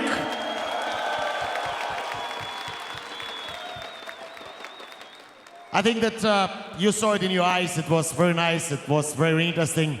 Denis was incredible, and all of the players have to hear our voices right now. Let's make applausements and Fnatic! Fnatic! Smix, I think that you have interesting question for this so calm guys. First of all, congratulations, Fnatic. Absolutely amazing. Another title under your belt for the first LAN event in 2016. And of course, at the beginning of this event, it wasn't a perfect start. You guys started out with a 0-2 against EnVyUs, but you made it through all the days of the tournament and show once again why you guys are champions. So what are your first thoughts after becoming champions at the first event of 2016? Who wants to answer? Do you want to answer? I would like to thank all of the people here for cheering and supportive, and just big thanks. Now, obviously, you guys have played against Na'Vi many times before, and you guys have a very strong record against Na'Vi, but obviously this crowd was cheering really, really hard for Na'Vi as they were the lone CIS representative. So I'm wondering if it was intimidating at all, knowing you were going up against such a, I guess, home crowd favorite. No, because I think these supporters are kind of fair. Of course, they share a lot for the home team, but they have given us a lot of love as well. So it was just fun to play. And I know that when I had interviews with JW especially, you guys had mentioned that you're really working hard to fit into playing with Denis as he is a newer addition to the team. But with this title under your belt, this is the 4th first place finish on LAN, so I would say that's pretty impressive there. We're just happy, and we learn something every day with Denis. Everybody needs to adapt to him, and he needs to adapt to us, but we are very happy with the results so far. All right, and last but not least, Olofmeister, I know with this first place finish, I know you guys said you're learning a lot every time you play with Denis. Does that mean that even though you guys got first place here, we're going to expect bigger and better things from you guys moving on forward? I hope so, and I think we're going to get a lot better, but I don't hope the other teams get better. It's going to be hard then. All right, well, congratulations again, and I believe, Stepan, you have some words that you want Fnatic to share with the audience over here. Thank you, guys. Thank you once again, and you know, I think that this man will say you something. Just 2 words, guys. Just 2 words for all of this crowd. And now, Flusha, please. Спасибо, друзья. Спасибо, друзья. Это было очень здорово. Давайте наградим чемпионов аплодисментами. Я думаю, что нам есть что сказать в студии аналитики. And I think that it's very useful to back to you guys. Thanks a lot for this event.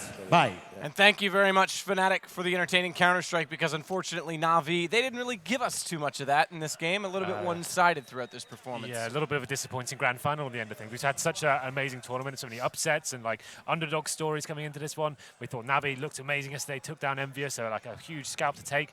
And this grand final didn't really deliver. 2 very disappointing maps there, I have to say. Especially because if there was one team was going to get blown out, was going to lose an unconventional, you wouldn't have picked it to be Na'Vi. I mean, like I said, even the match they did lose in this tournament, even when they lost to Luminosity, those are dynamite games. They were sort of right to the limit. You had to essentially beat them with crazy players like Coldzera, Fallen. Instead, they came to this final, crowd was on their side, maps were on their side. They had, in theory, the best player in the tournament. They had every advantage going for them. Meanwhile, there was no way you could look at the Fnatic side and go, okay, they're going to be better over the 3 maps. It's like nothing was going for Fnatic except one quality. They're champions. And the time and time again, no matter what the situation is, no matter what the opponent is, no matter whether they have an unfavorable drop, they just find a way to win. I mean, it's like I said, that she referenced it there, Smix, that they won 4 tournaments in a row. I actually just checked it now. That is a correct stat, that the one I referenced on the pre-game show. This Fnatic lineup has already done something the old Fnatic never did, which is win 4 tournaments in a row. And these are 4 legit international tournaments as well, so. That's right. Already, even, what's funny is I still think this team isn't as good as the Pronax one, but they've already done something that team hasn't done. So, I mean, Olof and KRIMZ just win tournaments for fun at this point in time. They're just like, did we lose one? Probably should win the next 2 or 3 or something, yeah. That's the scary thing, right? The fact we say these guys are kind of still developing the chemistry within the team. Denis still finding his role there, but time and time again, they're winning 4 tournaments in a row. These guys are only going to get better in 2016.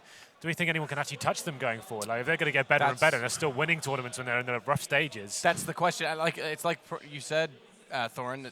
It's the quality of a champion that they get better throughout the tournament. I think there's been better performances this weekend. It's just they don't show up when they need to. Exactly. And DDK again here. Na'Vi looked amazing all the way through.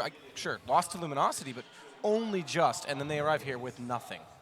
I mean, you can't even really explain that. It's reminiscent of some of TSM's losses, for example. Let's say, look at TSM, how they bombed out of the major. They had the perfect path. They, had up against NIP super inconsistent, super weak. And NIP had a decent game, sure, but that's a game that they should never lose. And if Na'Vi are running into these kinds of issues, we know that they can be consistently, a top place finishers, and they've made finals before, but they don't tend to have the best record actually closing tournaments down. And this seems to be a big issue for them. I mean, Guardian always delivers. Guardian has always got today. It's ridiculous. Even on both of these maps, no matter what's going on within the team, in any single sense, whether it's underperformances or people to be who fair, might be raging a lot of his kills on that second map, they weren't as impactful as they were on Dust 2. It was a lot of save frags and him just trying to keep the AWP dream alive. He was taking it into next round, but again, like once he had that AWP and the rest of the guys had pistols, he wasn't finding those key frags and moving around enough to actually have any impact. Like they won the pistol to kick the map off. We thought, okay, they've actually survived the anti-eco rounds as well. They won some very close rounds, which I think was important to get them their morale back up. They got the 3-0, but then the rot just became apparent after that. Drop down was a huge issue for them. Zeus was just getting wrecked every single time by KRIMZ and JW in that area, and it just felt like they had no real control of the B-bomb site. The secret, Henry, to doing analysis for anyone any newer people, like Yank maybe, if you're watching, is say lots and lots of stuff, vary it up, and then just later on reference one thing you said and go, see, I did say before, so I'm going to do that now. Even though I obviously predicted the guys from Na'Vi to play well, to perform. I think we're coming under siege. Well, I mean, I'd obviously make a joke about the country right now, but I won't do that. Not a real life thing. I like it. I like it. Okay. To the point, though, I mean, we look at that bracket. This tournament had 7 of the 10 best teams in the world. We had the Beast from the East, CyberZen as well, who did manage to pick up a map against G2. The company that was here, and Fnatic still managed to pull this off the way they did. Let's turn the page a little bit and focus a little bit on Na'Vi, who I think that should have subbed in these guys today because they might have had more accuracy. Every round that they won, they had to clutch out. I mean, I won't say every round, but seized 1-on-3. Guardian on Dust 2, 1-on-3. Everyone they got was like a chance play, and then everything they lost was It never felt like they had any convincing rounds or actually strung anything together at all. Like, it was just clutching at straws every single time. What can we do? It's like that seized round especially for, well, me and Dan were like, oh, he's definitely lost this one. But then all of a sudden they find another round there. Thought, oh, maybe this is the comeback. But then every time they win one of those big rounds, the problem is they go and lose the next one after. The Pistols, that's exactly what happened. Seas wins that 3-1, then they go lose to 5-7s the next round. So it's almost a redundant clutch at that stage. You've thrown away what that clutch meant because you just reset yourself in the next round. So yeah, I mean, just a lot of that going I mean, forward. what I was actually, the point I was going to make, by the way, before the circus arrived, was I actually made that point that one of the reasons I was going for Na'Vi is I'd seen 3 tournaments in a row where they were so consistent, even in losses. And I said, if it turns out they come along like Sivo, where they just come last place and they're unconvincing, you got me. Well, cheers, Na'Vi. So thanks, guys. Well, out of nowhere. This is the thing. I mean, you can't really even do effective analysis when a team's not actually playing their game. You can still give it a great try, though. You can try. Always give it a try. You can give it a try. Well, we still worth the money as well. I think whoever gives it a good try should be paid to do so. And ultimately, I don't think they should be held accountable for the results. It's just all about giving a good effort. That's what I thought. So where do we sit, Duncan? Because we actually on this desk paid lots of money. Again, keep going, DDK. You're doing a good job here, mate. We predicted Na'Vi, right? 2 more minutes to go. That's okay. We predicted Na'Vi, right? Contractually obliged. I'm gonna cut into the structure. We're gonna roll the highlights. You guys can continue on. There was highlights in that game. You mean Fnatic Frag movie? Yeah, okay. Put on the Fnatic Frag movie celebration victory lap. So if we want to talk about like what Fnatic did so well, it's kind of exactly like the same scoreline at EnVyUs yesterday. Very simple approach to the round. Going into drop down once they had control of that area. I area. thought we had highlights, but we're just talking. Yeah, that's just by the way, Henry, what you're about to talk about now, if we look at that game there, considering how smart Na'Vi are, does Zeus not understand the concept why of does a he keep bad facing that? 1v1 duel? Just going, Drop-down. I've lost this duel Yeah. 3 or 4 times now, guys. I'm going to keep going. It's a solid effort. But the round they did, they switched Round up. 7 is coming on. Keep going, Round Henry. 7. Sorry, I don't want to interrupt. We're gonna put it on though, but go ahead. Okay, round 7. This was an interesting one. This is where Guardian picked up an org, I think, and I'm pretty sure he had the money for. He'd just given up at that point. Yeah, this must be like a mistake by us. All I can put it down to. Obviously, the org is a viable weapon, but why the hell is he buying Bring this out sort the of org. situation? You know the secret tactic we secret have. Weapon. And like this is like just whether it's frustration or someone's making mistakes. Like this is such a key round going forward, and Guardian picking up the org here, it was just, for me, it was just very interesting. Like, if he had the AWP in this situation, maybe they could have actually done something with it. We know he likes to work these picks, face big angles there, but the point I wanted to make was it took Navi so long to adapt to that drop-down control from Fnatic coming in. They was getting wrecked by it. As soon as Fnatic got into the drop-down, all they had to do is just hold one person there, mainly JW, and then just rotate back towards A, getting the rotation kills. And you can just see the rock coming in here. How are these picks so easy to manage? Like, why is there no crossfires coming in? Why is everyone getting just wrecked one by one? Like, there's no real damage being done to Fnatic so far. And you can see Guardian now picks up the M4, which suggests he did buy that by mistake. But it's the grand final. You're buying orgs, you're getting picked off one by one. It was just a mess throughout the whole campaign.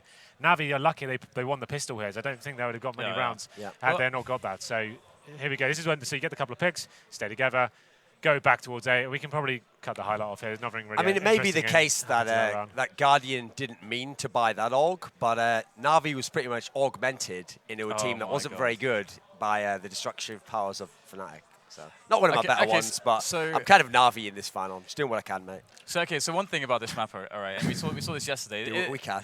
It is a cobblestone, a feature of cobblestone. It is cobblestone. You're is right. that it's very, very hard to actually solve the defense on this map. Like defending B, it's very, very finicky. Once you lose one player, it's very, very hard to adapt to the holes in the defenses and so on. So if you get 5 rounds like Navi were able to do, because as Henry pointed out, thankfully at least they got the pistol, at least they got a few free ones.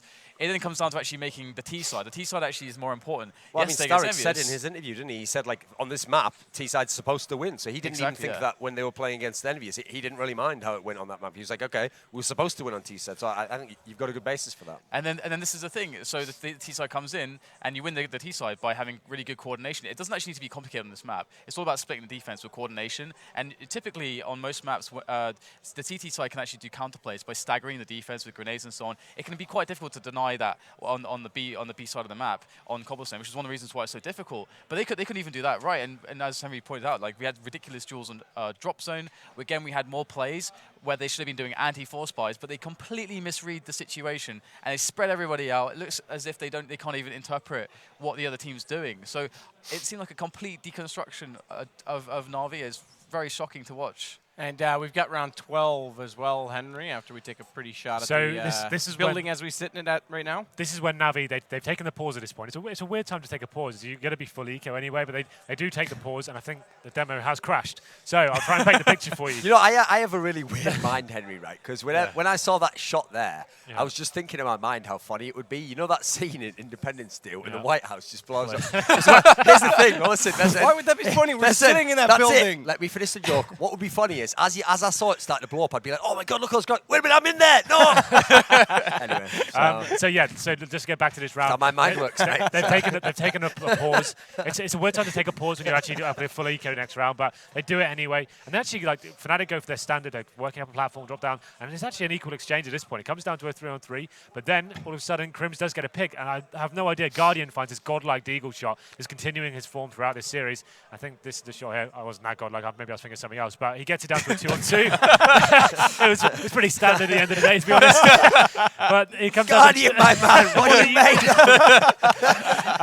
of? Guys, I'm working with the memory I've got. It wasn't working out for me. So it comes down to this 1-on-1. It was just like it comes down, it's a big moment at this stage. Seized and versus KRIMZ. You remember, like, damn, we were talking about this mind games coming in. KRIMZ makes so much noise in the rotation here. Like, it's just absolutely screws with Seized his mind here. Like, you can see he just gets absolutely wrecked in this clutch. You can see he does hear some footsteps there, and he assumes he's going towards the A bomb site. He's just for all bets are off. He's going towards A. I didn't have to think about any other outcome here. And you can see on the mini-map now. This is just like he owns his soul at this point in time. Look, they're just walking past each other right now. They're next to each other. And Seized is still so sure it's the A bomb site. KRIMZ just plays this round so beautifully. The fact he's gotten to this position and actually got seized to like such a convincing sell, and it actually gets even this worse. This is where we need that pause. Like, this is the moment he knew he screwed up. Yeah. Screwed up, is that the saying? Well, he still thinks it might be A at this point as well. It's just like, this is actually the worst It's the way he still thinks it's A as well. Yeah, this is the worst gamble he got him, lads. Got him. I'm right behind him now.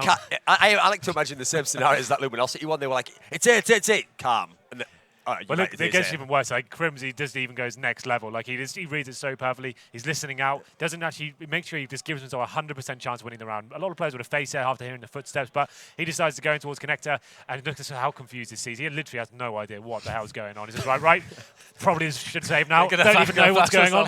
Is it in bomb site C? Is he AFK? I don't know what's going on. I'll just get out of here. And it just shows you how good KRIMZ is in those situations. That kind of Counter-Strike brain, you can't teach that. That's just like something you're born with. That's just such intelligence. Yeah, Very nice play. It does obviously look a lot worse because he did make the incorrect guess, but I feel like that is the least consistent gamble that he went for there. Because he went all the way around as well towards A, and even if it was the A bomb site, he's still not got kind of an engagement where he's got the drop on his opponent or something like that. Yeah, whether if he stays in B, even if it's not at B, he's Yeah. already cleared that.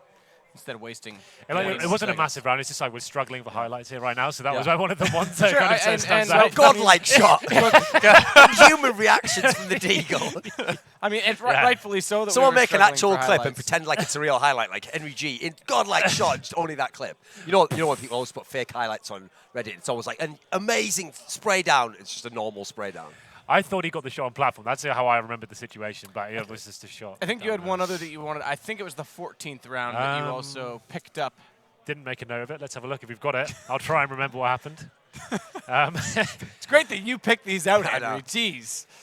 Okay, so appeared like 10 people with guns here. Someone's going to go off. I remember. So this is when the Navi have got 4 men dedicated towards the B bomb site, and then all of a sudden, 1 second passes, everyone's dead.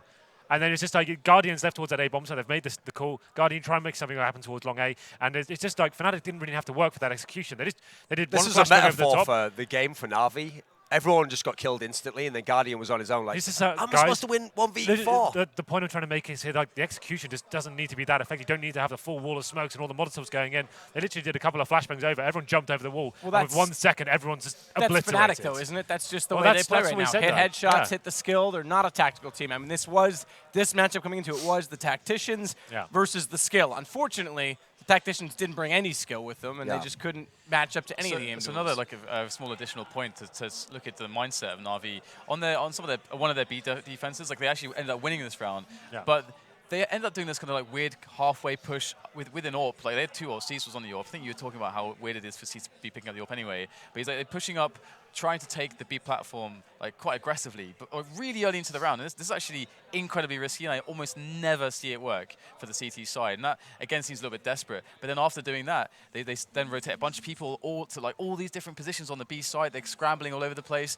There's no like consistent setups. It seems very, very weird and very desperate from Navi. Like they really felt out of their comfort zone. It's just so weird to watch. As much as we've dutifully criticised EnVyUs, criticised Fnatic when they haven't had these tactics, when they've been relying on it, when they've been crazy force buys, at the end of the day, they're winning tournaments, or at least they're winning big matches. Someone has to stop them. It's all well and good saying, oh, I've got tactics, and oh, we've got this over here, and we've got great leadership, and we've got a great setup. Unless someone can stop them and take those trophies away, they're the champions, they're the best team in the world. So you've got to give it up to Fnatic ultimately. Absolutely, and of course, Fnatic do win, like you said, a crazy statistic 4 in a row. Henry, we have one more round before we wrap things up. Can I remember what it is? Or I think it was the seized 1-on-3. Okay, so this is like the only highlight we have from Navi. So yeah, this is like, obviously, I said to Dan, he's going to win this, you know. Like, he got himself in a really nice position. He threw a flashbang towards, that's over before you know it. But he well, then get the opposite. You can't have your both here, man. Take your battles. I'm trying to. Anyway, the point was, like, obviously, it was a huge round for him to win before. Oh, the comeback's still on. They haven't got to map point yet. And all of a sudden, Fnatic buy 5-7s and CZs, and they get like 1 kill. And he's like, well, that was for nothing. And that was the end of it. So, and after that round, they've been reset. I think I lost to the Pistols. And it was just like, it was just disappointing. You thought, okay, there was a serious chance of doing something of this. We know how strong they can be on that T side, but just losing to Pistols the next round, just Yeah, the and end of it. a number of times that did happen. Guys, it's been a pretty impressive week. We've had some struggles, including Mother Nature, and obviously at the start we fixed out some issues. I think the production team's done a fantastic job of wrapping things up in the end. And of course, before we do just conclude it, I want to look back. I think this building's been fantastic. The stage production's been awesome. But what's one highlight, one round, one anything, even at the hotel hanging out with the guys, that stands out with you from the week? I think the crowd in general. I think we've been struggling to fill these stadiums to the absolute brim in previous tournaments, but this time, like even when the home teams weren't necessarily playing or wasn't their game, we're still getting maximum capacity here. Everyone's showing up and showing a real love for Counter-Strike. And like a country like Belarus, I wouldn't say was synonymous with Counter-Strike, but just to see them filling these sort of stadiums, 10,000 seaters, that's just amazing for me. Like we've had an amazing run of Counter-Strike, that's great, but I think the headline is here. This is turning into a real serious deal now in terms of esports. We're filling up stadiums consistently, and it's just like a great place to be and work in. For me, actually, to be different, because that's Henry's points, I would definitely echo those. But I was really, really glad to see Luminosity playing so well, actually. And for me, I'm very much looking forward to seeing what they can bring in the future and seeing how Fallen has transformed that team. The entire storyline of that team is phenomenal. And actually, there's a few top players from some of the top 3 teams who believe them to be a top 4 team now, which is actually kind of ridiculous. Because I don't know if any team has done that in quite the space of time they have done it in, and also from the regions that they've done it in, from Brazil to North America. So Luminosity is very exciting for me. Yeah, I mean, I was going to pick Luminosity as well, but in terms of a specific moment, let's just say Luminosity Fnatic Map 3. That was fantastic. That was Inferno. huge. I think that was the best map of the tournament. And obviously, it's not unrealistic to say Luminosity could have won that, and who knows what could have happened then. So I think that was what obviously got Fnatic to this point. That's what allowed them to win the championship. That was the best map of the tournament. If you haven't seen that one, go back and watch it. It's really, really good. If you don't know the outcome of like how it plays out, you'll never guess the way it plays out. It's really unusual back and forth Counter-Strike, but it was really, really high level Counter-Strike. Yeah, that was an insane game. For me, if I had to pick one round highlight, I'd say Cold's 1-on-4 against Na'Vi to avoid overtime, because let's face it, they haven't beat Na'Vi ever in a best of 3. Yep. They're all of a sudden slipping away. That game's slipping away, and Cold just pulls this round out of nowhere to make them secure that deal. Obviously, it was in the group stages, but just awesome round to watch, and under that much pressure, a guy like Cold who's shown up middle of last year to show that he can do it again and again and again. Well, look, guys, thanks so much for your thoughts. You guys have been great, Thorin, DDK, and Henry, as well as obviously all of our team, YNK, Maniac, Anders Semler, James, and who am I forgetting? Faflaren. Smix, of course, right. Smix did an excellent job on the stage, as well as Faflaren. So all of you guys have been great to work with this weekend. We put on a great show. And, of course, none of this show would have been possible without EGB, G2A, CSGO Fast, and, of course, Twitch, and none other than the Score Esports. Download the app. It's going to have all of the review for the event, as well as all the stats from each individual map. You won't want to miss it. Thanks so much, guys. The first tournament of 2016 done and dusted. Fnatic again, the champions, 4 in a row. And who's going to stop this run? The next time is going to be DreamHack Leipzig, if I can ever say that word correctly. And we'll see you in just a week's time. Thanks a lot.